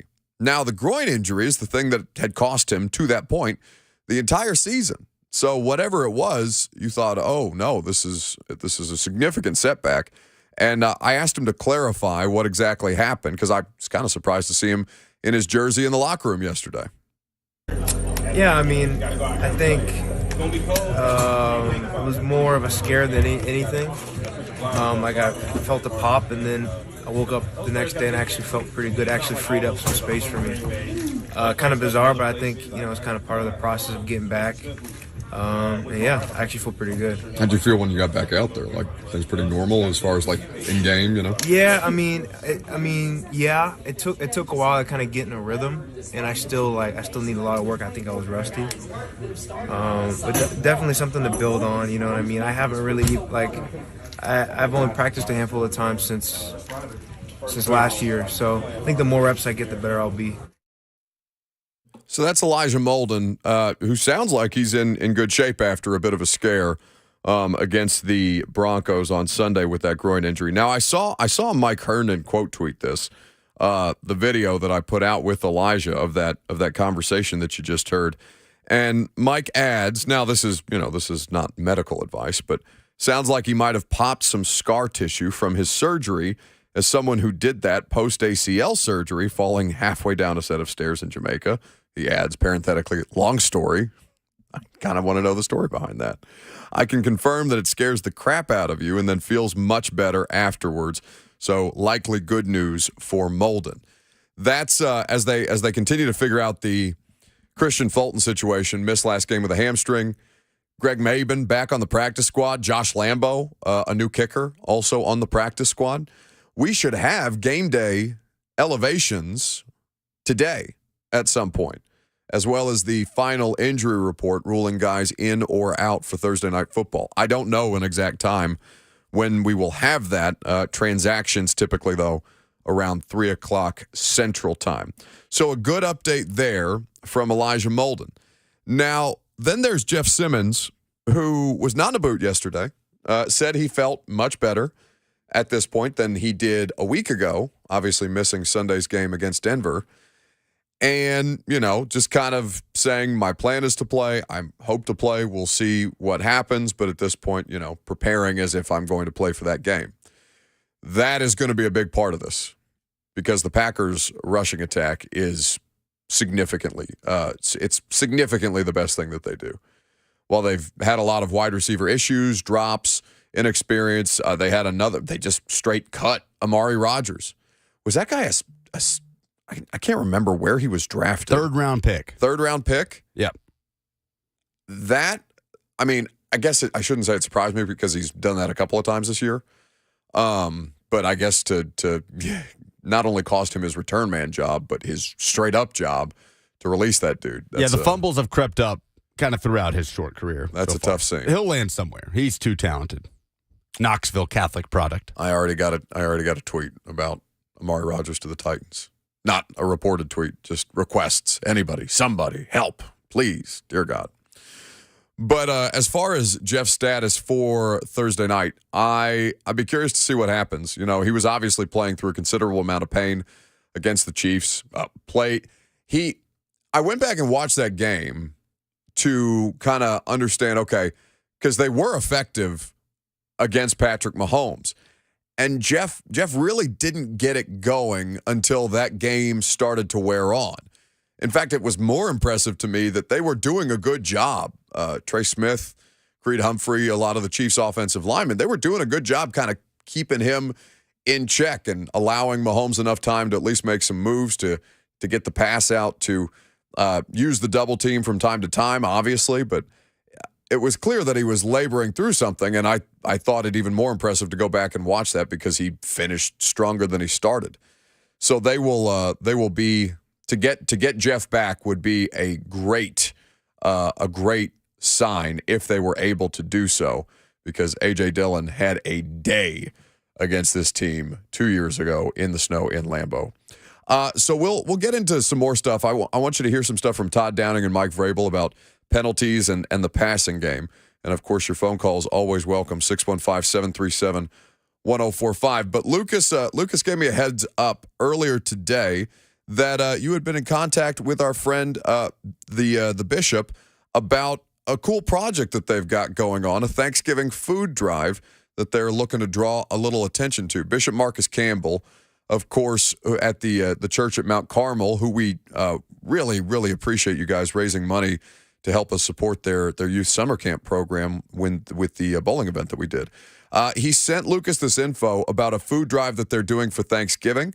They're just looking for a way to get the word out. So they are taking donations for this food drive at the church at Mount Carmel right now. People can go to drop it off to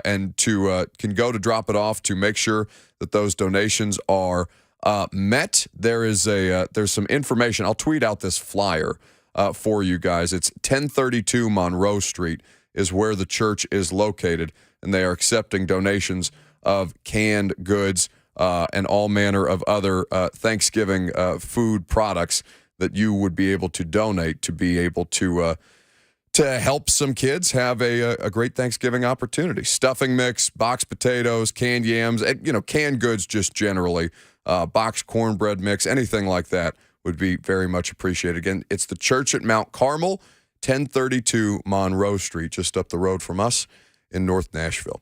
We'll get into the offense, some words that Todd Downing had to say at the podium yesterday. I'm Buck Rising. It's 104.5 The Zone.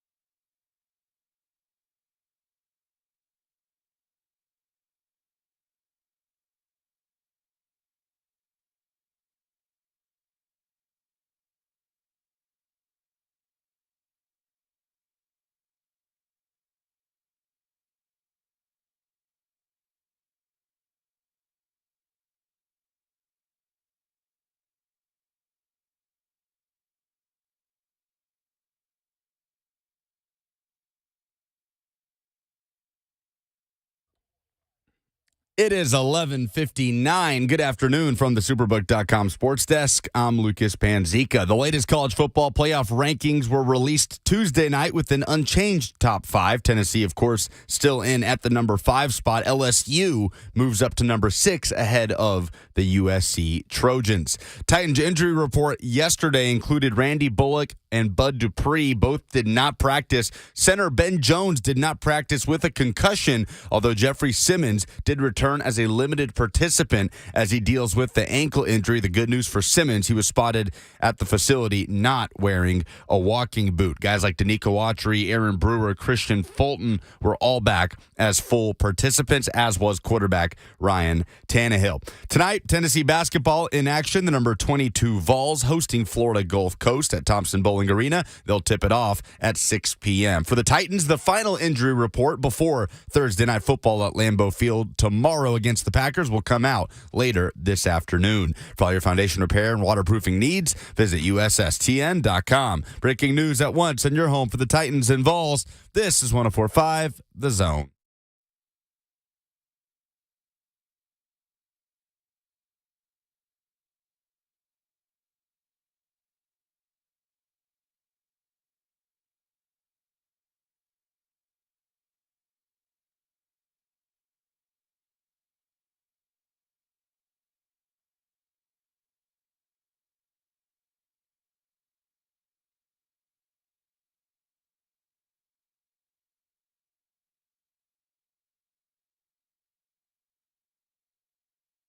Final hour on this Wednesday. Hope you're feeling right, living well.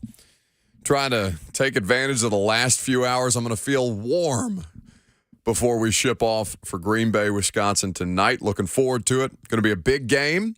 Thursday Night Football, Titans and Packers. A lot of different elements of this matchup to explore. You can do that with us, 615-737-1045. And obviously, a lot more pregame coverage coming your way tomorrow when we will do the show live from Green Bay. And Friday, too. Sounds like at this point. We appreciate the Cumulus station being willing to accommodate us up there so we can actually do a radio show instead of me sitting in a sad hotel room on Zoom, the way that we did it all last season. We got to take a look at something about Derrick Henry, though, something around Derrick Henry that I think is worth exploring. Because gotten a lot of questions. There's always going to be a lot of questions. When Derrick gets less than, let's say, 20 carries in any given game, and, you know, the results mixed. They lose against the Chiefs. They win against the Broncos, and Derrick is not as big a part of the game plan as you might have had anticipated him to be. Now, in the second quarter against the Chiefs is as good as the offense has looked all year, and obviously the rushing attack was heavily involved at that point. But in the last 2 weeks, after putting together a performance, 2 performances, wins against the Colts and the Texans on the road, where he had 62 total carries, he has since had 17 against Kansas City in a loss and 19 in a win against the Broncos. Now, certainly different results as far as the effectiveness and the efficiency. He was averaging 6.7, almost 7 yards per attempt against the Chiefs. 17 carries, 115 yards, and the 2 touchdowns. Last Sunday, or this most recent Sunday, a much more of a slog for him. 19 attempts, 53 yards, held scoreless. He had 3 targets and 2 receptions, but only 14 yards there. So how much to make of this? Well, it's certainly worth asking the question, which is Teron Davenport asked Todd Downing about the situation for Derrick Henry because he only had 8 carries in the half before the game kind of got out of hand or looked like it could get out of hand between the Broncos and the Titans on Sunday at Nissan Stadium. Here was Todd Downing yesterday. Yeah, a little bit flow of the game. You know, the first down production wasn't where it had been in the previous weeks, you know, which caused us into a couple more throwing situations. And then obviously not converting some of those early third downs that I mentioned took away from just getting into a rhythm in those drives. I think the more carries you get him in a drive, the stronger he gets. And so that's why it's even more important that we pick up those third downs we have the opportunity to and get him 3, 4, 5 opportunities, within a drive. So obviously that's the mission, that's the goal. We just didn't do that well enough early last game. So it's funny you mention it in the context of Henry getting under 20 carries each of the last 2 games, 17-19 against KC and Denver. So it got me thinking about when the last time that happened is. The last time Derrick Henry went back-to-back games, obviously when healthy, not getting 20 under 20 carries. Back-to-back games with under 20 carries. When do you think is the last time that happened to a healthy Derrick Henry in the lineup? Oh, God. When Dion Lewis was still on the roster? Close. It was the 2019 season. Okay. The last time Derrick Henry went back-to-back games under 20 carries was 2019, October 27th against Tampa. He had 16. And then November 3rd at Carolina in a loss, he had 13. Well, okay. I remember the Carolina game because they damn well could have lost to Jameis and the Bucs that day. But there was a horrendous exchange between, I can't remember, he's still on the Bucs. He's Brashad Perryman, the former Ravens first-round pick. Botched exchange on a jet sweep where Perriman runs into the running back. I want to say it was Ronald Jones at the time. Fumble, Titans recover. They're able to stop the Bucs on the goal line there after nearly getting Brett Kern killed by Devin White. Then Carolina, they came out with a Dion Lewis game plan. Now, this was Arthur Smith as the coordinator, and this was before, because they lost that game. It was Tannehill, I believe, his third start. Because did it go Chargers, Bucs, then Panthers? Right. Chargers were Tannehill's first start. It was also Jeffrey Simmons' first career sack was against the Chargers. Right. So Chargers, Bucs, then Panthers on the road. I remember sitting in the press box in Charlotte and being like, the hell are they doing? Because Dion Lewis, they were getting chunk plays, and then he fumbled. And the game, they lost that game to, who was the backup? It wasn't Cam. Kyle Allen. Kyle Allen. They lost that damn game to Kyle Allen. And they were way better in the second half because they were feeding Derrick. I would venture I would venture a guess to say that the vast majority of those 13 carries for Derrick came in the second half of that game. He had I don't know if it came in the second half. He had 13 carries for 63 yards and a touchdown in that game. So he averaged 4.8 per carry, 3 catches, 36 yards and a touchdown. So he had 2 touchdowns. I believe that's the only game Ben Jones has ever missed in his high school, college, or NFL career. Carolina? That Carolina Panthers game, right? Isn't that what he told us when we had Brett Kern in here? Because we asked him, and he said it was Carolina, and it has to be that matchup. So anyway, the point is, 42 games have passed since the last time Derrick Henry, when healthy and in the lineup, went back-to-back with less than 20 carries. Obviously, after that loss to Carolina in 19, that spurned a win streak where they beat the Chiefs, the Jags, the Colts, the Raiders, and lost to the Texans, beat the Texans, and then in the playoffs, Henry got 34 and 30 on their way to the AFC Championship. Yeah, because I remember coming out of that Carolina game and being like, okay, their record is bad right now, but they have something figured out at quarterback. They looked like they kind of got their bleep together in the second half against Carolina with the way that they were feeding Derrick and executing with Derrick. And Derrick got them back into that game, even though they went on to lose. So it was a loss, but you came out of there feeling, okay, maybe they've actually figured something out. Maybe this is the kind of thing that can spurn them on in that season. Who was the following week after Carolina? Carolina. Was that the Chiefs? It was the shootout against the Chiefs where Henry went 23 carries, 188 yards, and 2 touchdowns. He had 140 or more yards in, if I count this up correctly, 6 of the last 8 games down the stretch. Michael Newsom in the Zone TV. 4 of the last 6, excuse me. Michael Newsom, Zone TV, Facebook, YouTube, Twitter, and Twitch is where you can react with the show and hang out basically in studio with us. He says, I was at the Panthers game. Henry had 3 carries at halftime, 10 in the second half. Also, that's the game that Butler broke his arm early. Oh, God, I remember seeing that picture of him holding a limp wrist. And just because that was when the IR stuff started. It's all coming back to me now. But since then, it's a great stat by Lucas. The last time that has happened, 42 games with Derrick being healthy in the lineup, being under 20 rushing attempts. So for back-to-back matchups, right? So this will be a curious thing to see how they do this because they can run on the Green Bay defense theoretically. They could have taken that approach against Denver, but saw something and were getting behind early enough. In fact, let's hear from Todd Downing on cleaning up the offense because this was a part of it. Teron asked about why Derrick only had 8 carries in the first half against the Broncos, and Todd told him about the things that kind of set them back early in the down. So I followed up with this. Yeah, I thought we had some ops on third down that we missed. A couple opportunities to move the chains and sustain drives and get into more plays. And for a variety of reasons, we just didn't convert at the rate that we expected to.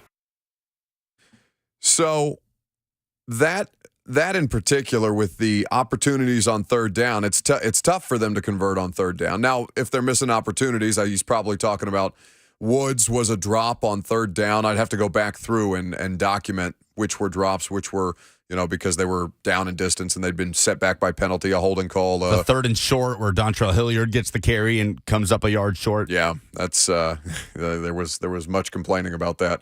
Now that honestly, that I'm down for. Like if you want to go after Todd Downing for a play call, like the personnel decision to have Hilliard out there instead of Henry in that spot, that's one that leaves you scratching your head.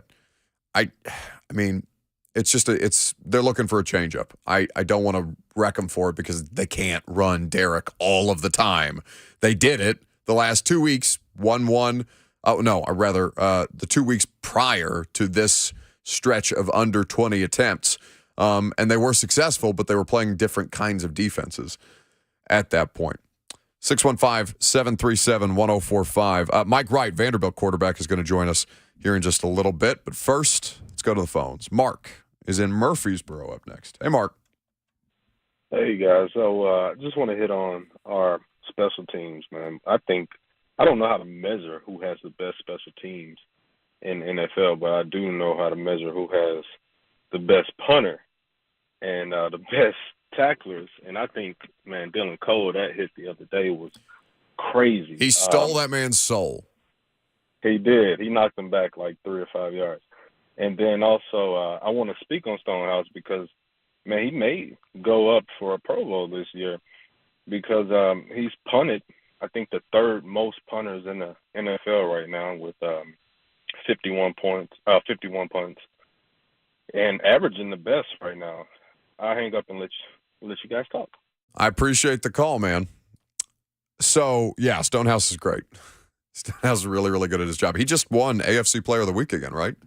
Special teams? Special teams player, yeah. I think Jimmy Wyatt tweeted that out earlier. Let me fact check quickly to make sure that is indeed the case. But, yeah, he's been an exceptional find. He's performed consistently.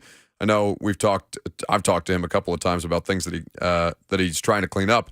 Rhett Bryan was pointing out to me, though, that the conditions at Lambeau, shocking to nobody, will be pretty difficult to manage for both the punting and the kicking situation.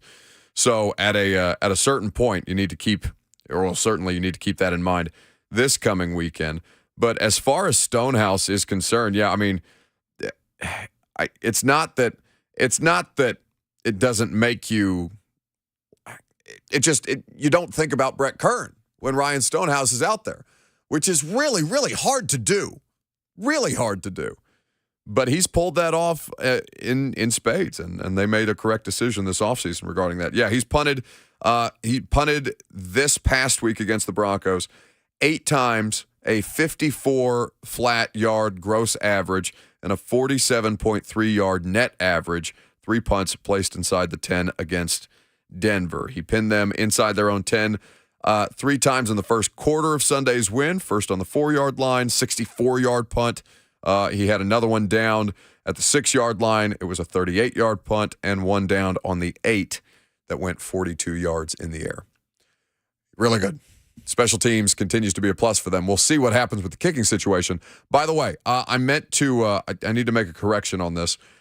The game day elevations, we will get an injury report today. We will not get game day elevations until tomorrow for a Thursday night game. So a quick correction on that. More of your phone calls, as well as Vanderbilt quarterback Mike Wright, a massive win over Kentucky for Vanderbilt this past weekend. We'll catch up with him coming up next.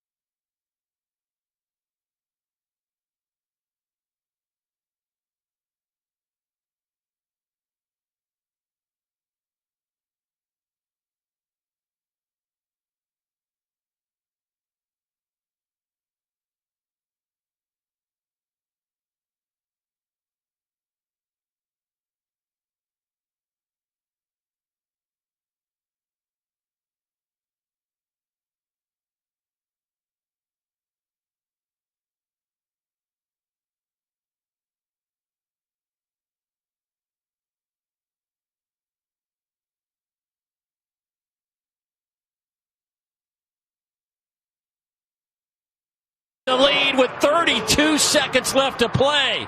Could the streak come to an end here in Lexington? The Buck Rising Show is powered by Spring Hill Heating and Cooling. Visit springhillac.com.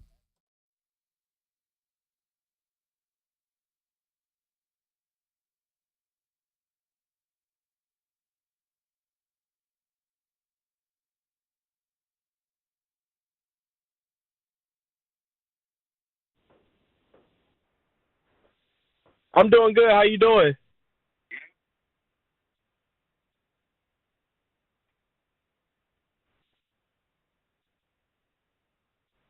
Yeah, well, one is like I tell this people all the time. My job is easy. All I have to do is just get the ball in playmakers' hands and let them do the rest. So, they decided to go play man against Will Shepherd down in the boundary, and it was just a true one-on-one. I mean, you can go back and watch the play. He beat him off the line, slipped inside, and like I said, that was one of the easier plays of the day, and just lobbing it up for Will Shepherd and let him do the rest.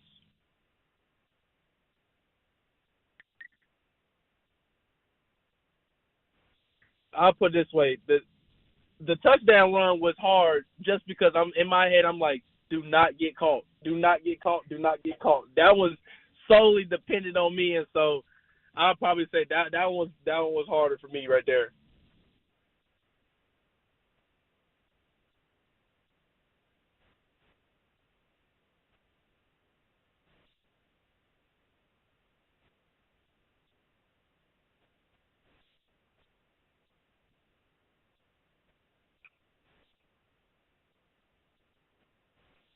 Yeah, well, I think in every game, especially just with me out there at quarterback, I think the defense understands what type of guy I am, but I think we, as an offense, understand what type of guy I am as well. And so we prepare for that stuff. So we prepare for different looks that they could throw at us, and we do a great job in preparation in the week so where we can just kind of free up runs for myself and guys like Ray Davis and just playmakers in general. So we try to focus on us and how we can beat our opponent rather than what our opponent is going to do to us. So with that being said, Mike, I mean, I'm sure you've heard a number of different times at this point since Saturday, but it snaps a 26-game SEC losing streak for you guys, and it's not necessarily about the streak; it's about getting that win.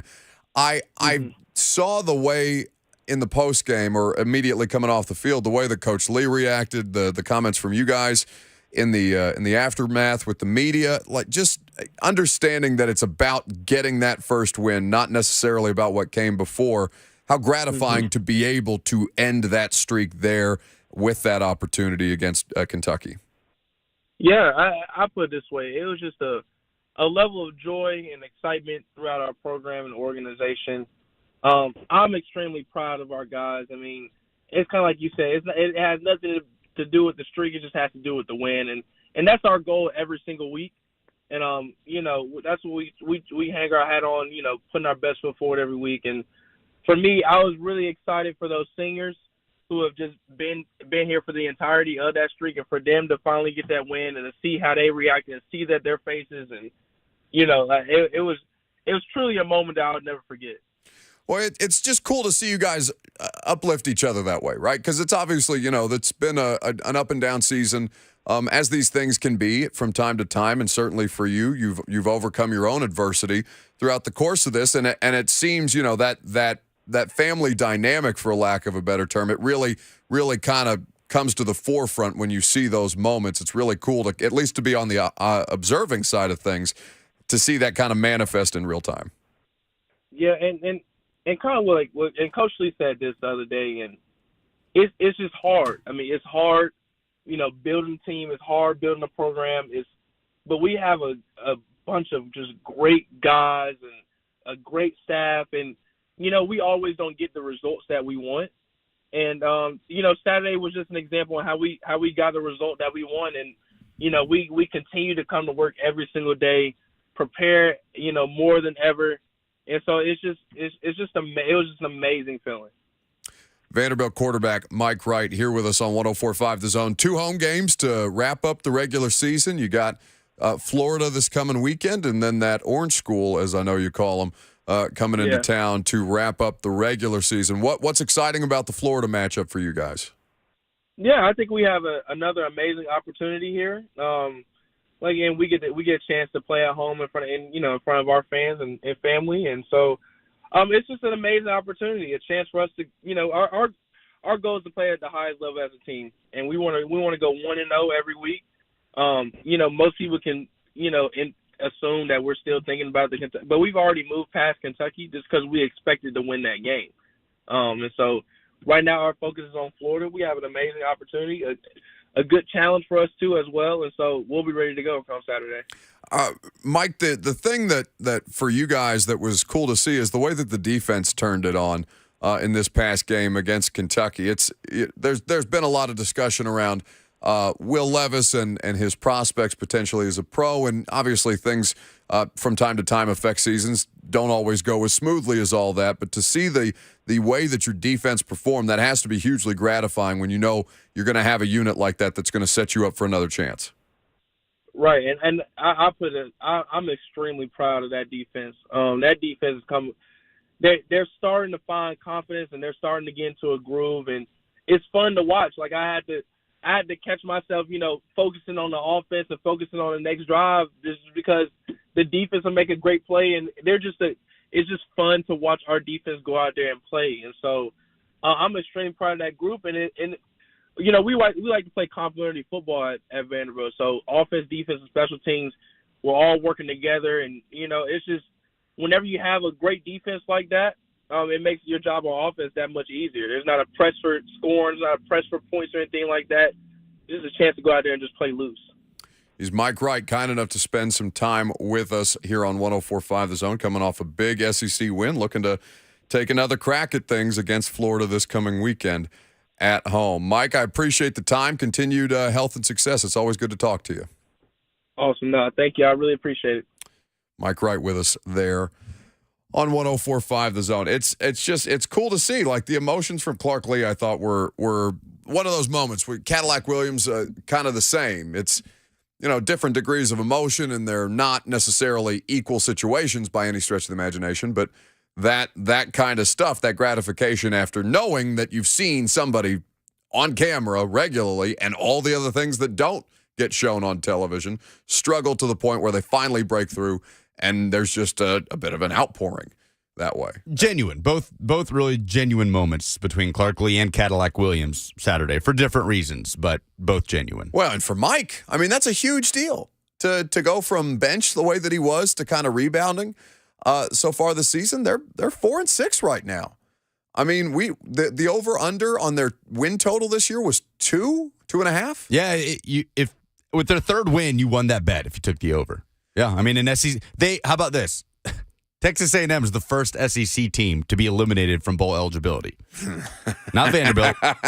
The Texas A&M Aggies. That's my favorite. With an $85 million buyout in the number one recruiting class in the history of college football. I don't know why I'm so actively rooting for this thing to implode even more. It's not like Texas A&M fans are miserable already, but I don't know why I'm taking such glee in that. Well, and back to Vanderbilt, they're playing a Florida team that is starting to gain some confidence under Billy Napier, starting to win games they're supposed to win, and they just ran South Carolina off the field on Saturday, 38-6. USC has had to.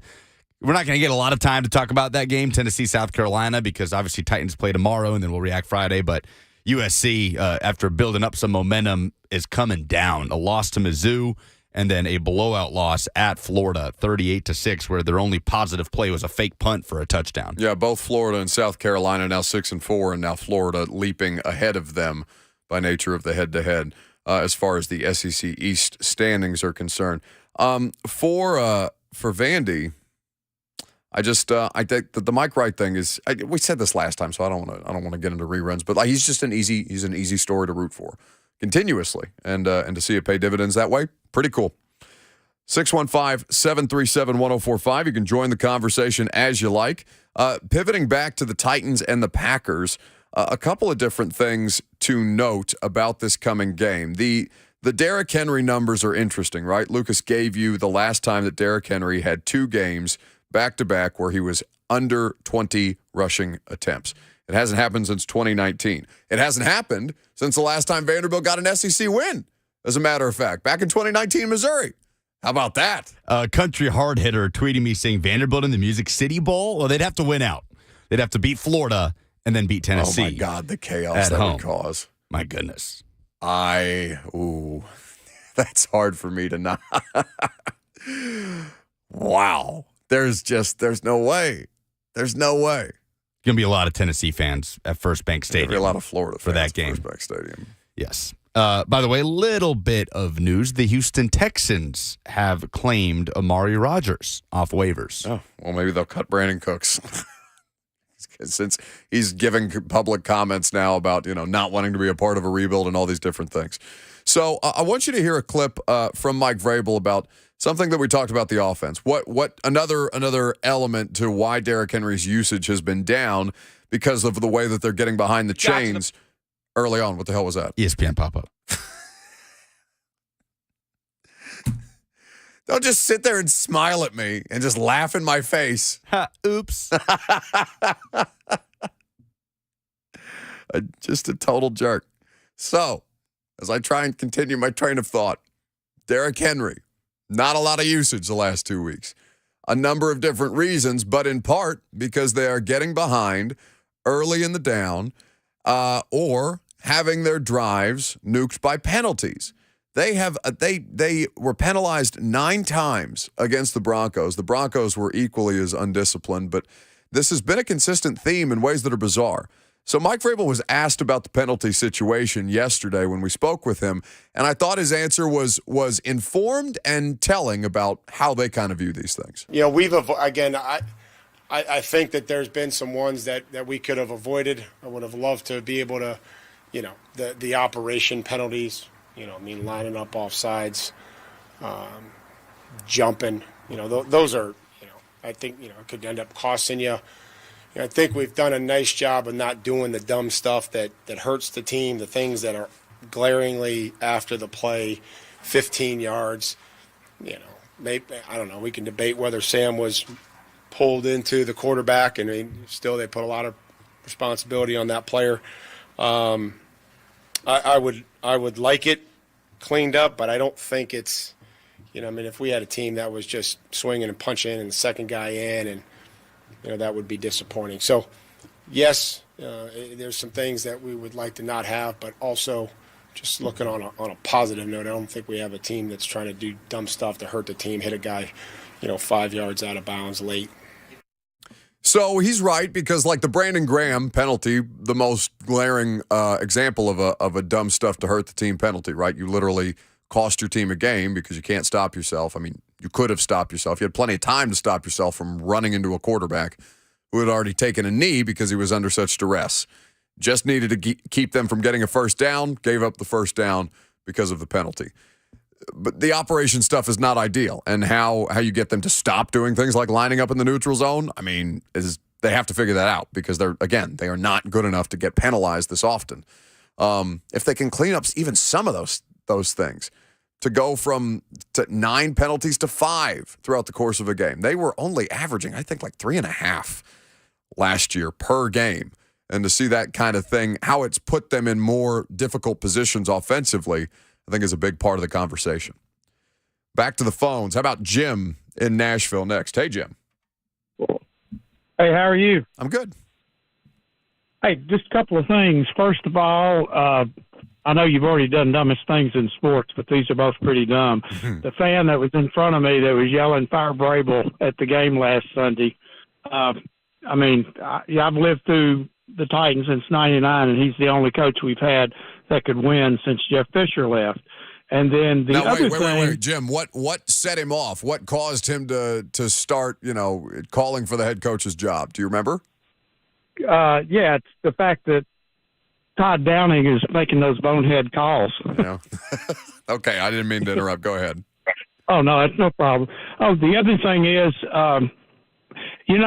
every highlight reel, everybody that has talked about the game Sunday, all they want to talk about is the flea flicker. It's a trick play. It won't work consistently. Nobody talks about the perfect throw and perfect toe tap swag catch that Westbrook Akine made. That's the highlight of the game. So I don't know why nobody's talking about that. Well, I appreciate the call. I think it's a part of it. It was certainly a reason that they won the game. And they executed a play that they had put in and had the opportunity to call in a spot where they recognized an opportunity to take advantage of it. I think it's been talked about. It's just people default to gimmickry as being like, well, they have to do stuff like that because their offensive coordinator isn't good enough. Well, I mean, no, they're doing that kind of stuff because the personnel isn't good enough to win one-on-one the way that they want to win one-on-one, so they have to have stuff like that. Is a flea flicker even like a gimmick play anymore, or is it just a play that you have in your offense? Just one of those where the timing is everything, right? To sprinkle that in. Everybody has that in the playbook. Yeah. But you don't see it every week. It's not like they installed that they may have installed that specifically against the Broncos because they saw something. They'll never tell us that. But it's like I mentioned that I had watched back the Chiefs game recently to look at the comparison between what happened to Derrick or where Derrick went, I guess, against the Chiefs versus against the Broncos and how that kind of differed. And to hear Chris Collinsworth talking about the idea that the offense that he had brought up that they needed more zone read with Malik Willis in his production meeting with Vrabel. And Vrabel gave Chris Collinsworth the same kind of treatment that he gives one of us at a press conference when we make suggestions about things that should be put in the offense. But that 2-minute drive leading up to the NWI touchdown that he was talking about, that's around as efficient as we've seen this offense operate in a crunch time scenario all season, apart from the opening drives that they were good at through the first 4 or 5 games of the year. But a 2-minute to score, closing out the half, down 10-0, what felt like a much bigger lead than 10-0. 10-0 felt like 20-0. It did. In that moment. So to put together that 2-minute capped off by the NWI toe tap touchdown, that's one of the most efficient moments we've seen from the offense, and that just felt like Tannehill grabbing the reins. Oh, I mean, you know why, of course. But Tim Kelly was calling the plays? Obviously. I don't know, man. It looked like Tannehill was calling those plays. Well, that's a different conversation, but that's immediately what where it quickly diverts to because we have to have conspiracy theory with our football. All right, last call for phone calls. We'll rattle out a few. We'll wrap things up and do some polls. I'll head to the airport, fly to Green Bay, and we'll do the show there tomorrow. I'm Buck Rising. It's 104.5 The Zone.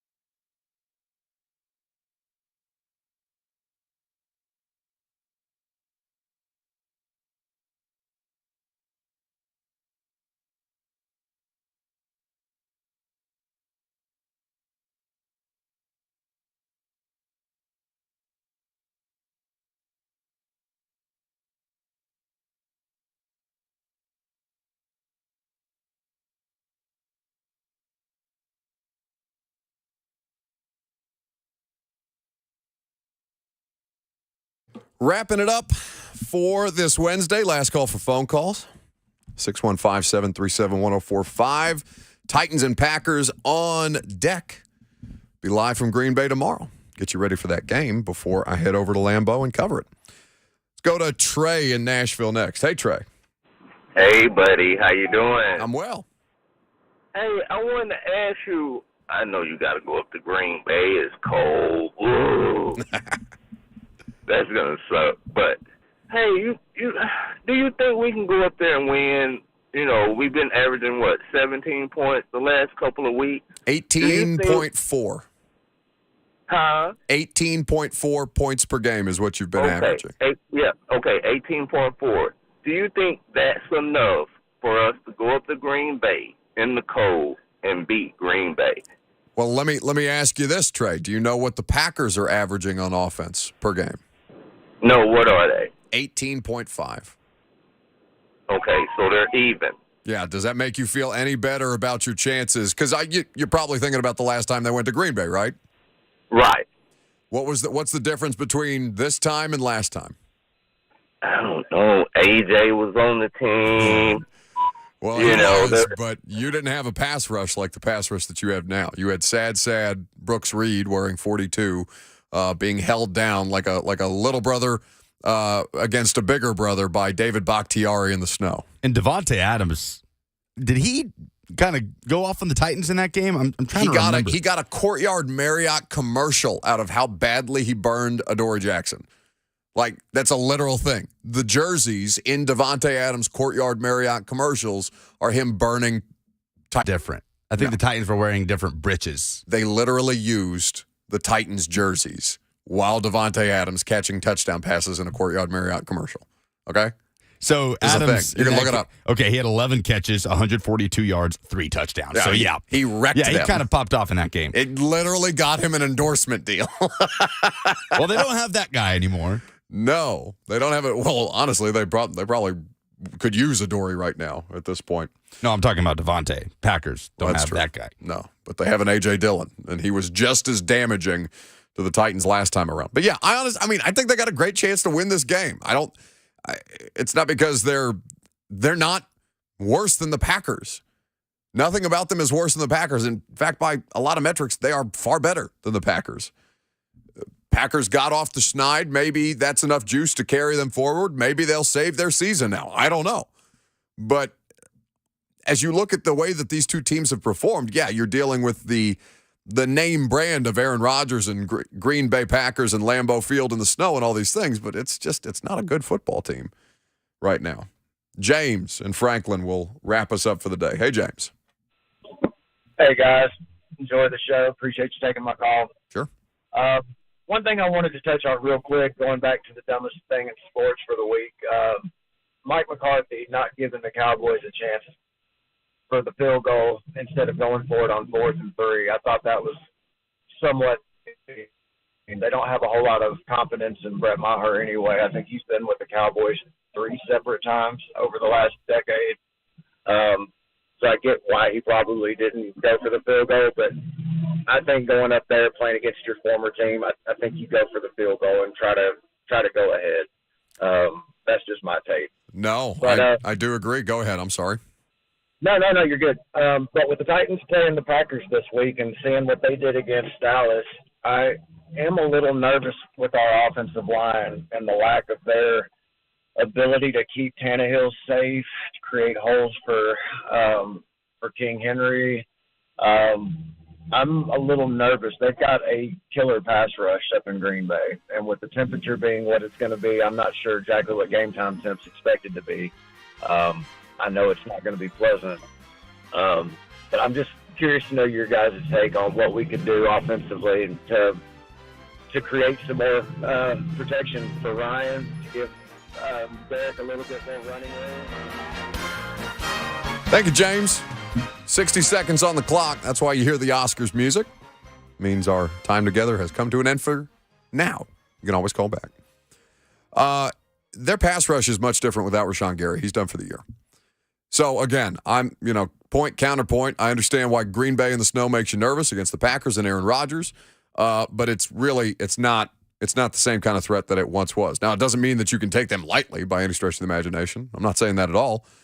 But they have plenty of their own flaws brought on by injury. This team is banged the hell up. It's just as bad as the Titans right now. And their run defense, bottom 10 in the NFL right now, has not been a strength. They're allowing 140.6 yards per game.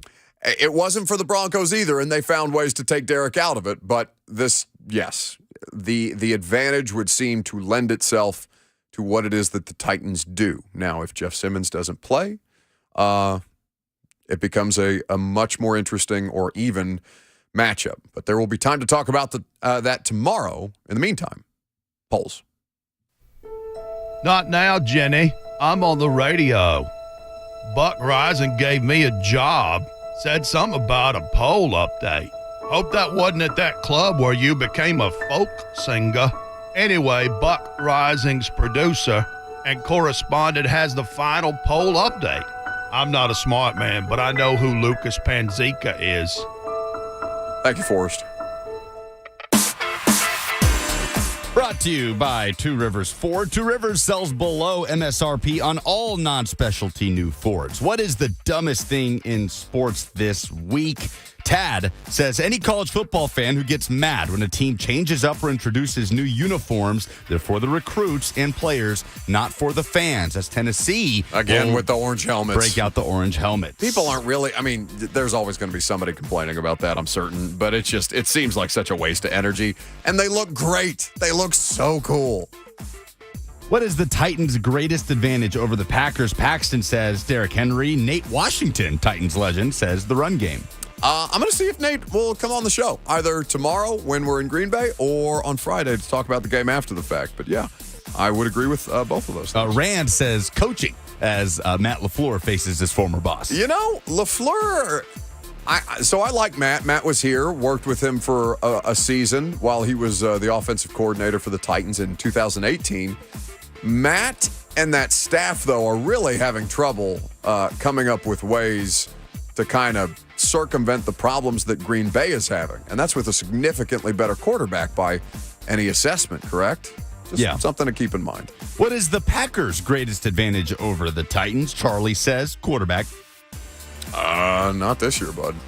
Basically, it's not that much different of an experience other than Rodgers has played in 2 more games than Tannehill. Dadson says speed at every level on both sides of the ball.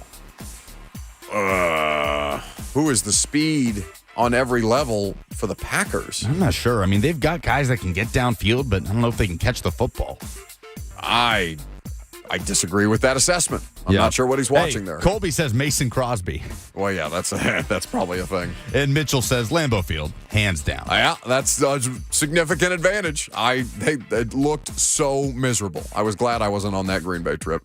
This one, I will be in the house for, and I'm looking forward to it. How concerned should Vols fans be about getting jumped by a potential one-loss Pac-12 champ USC when the final playoff rankings come out?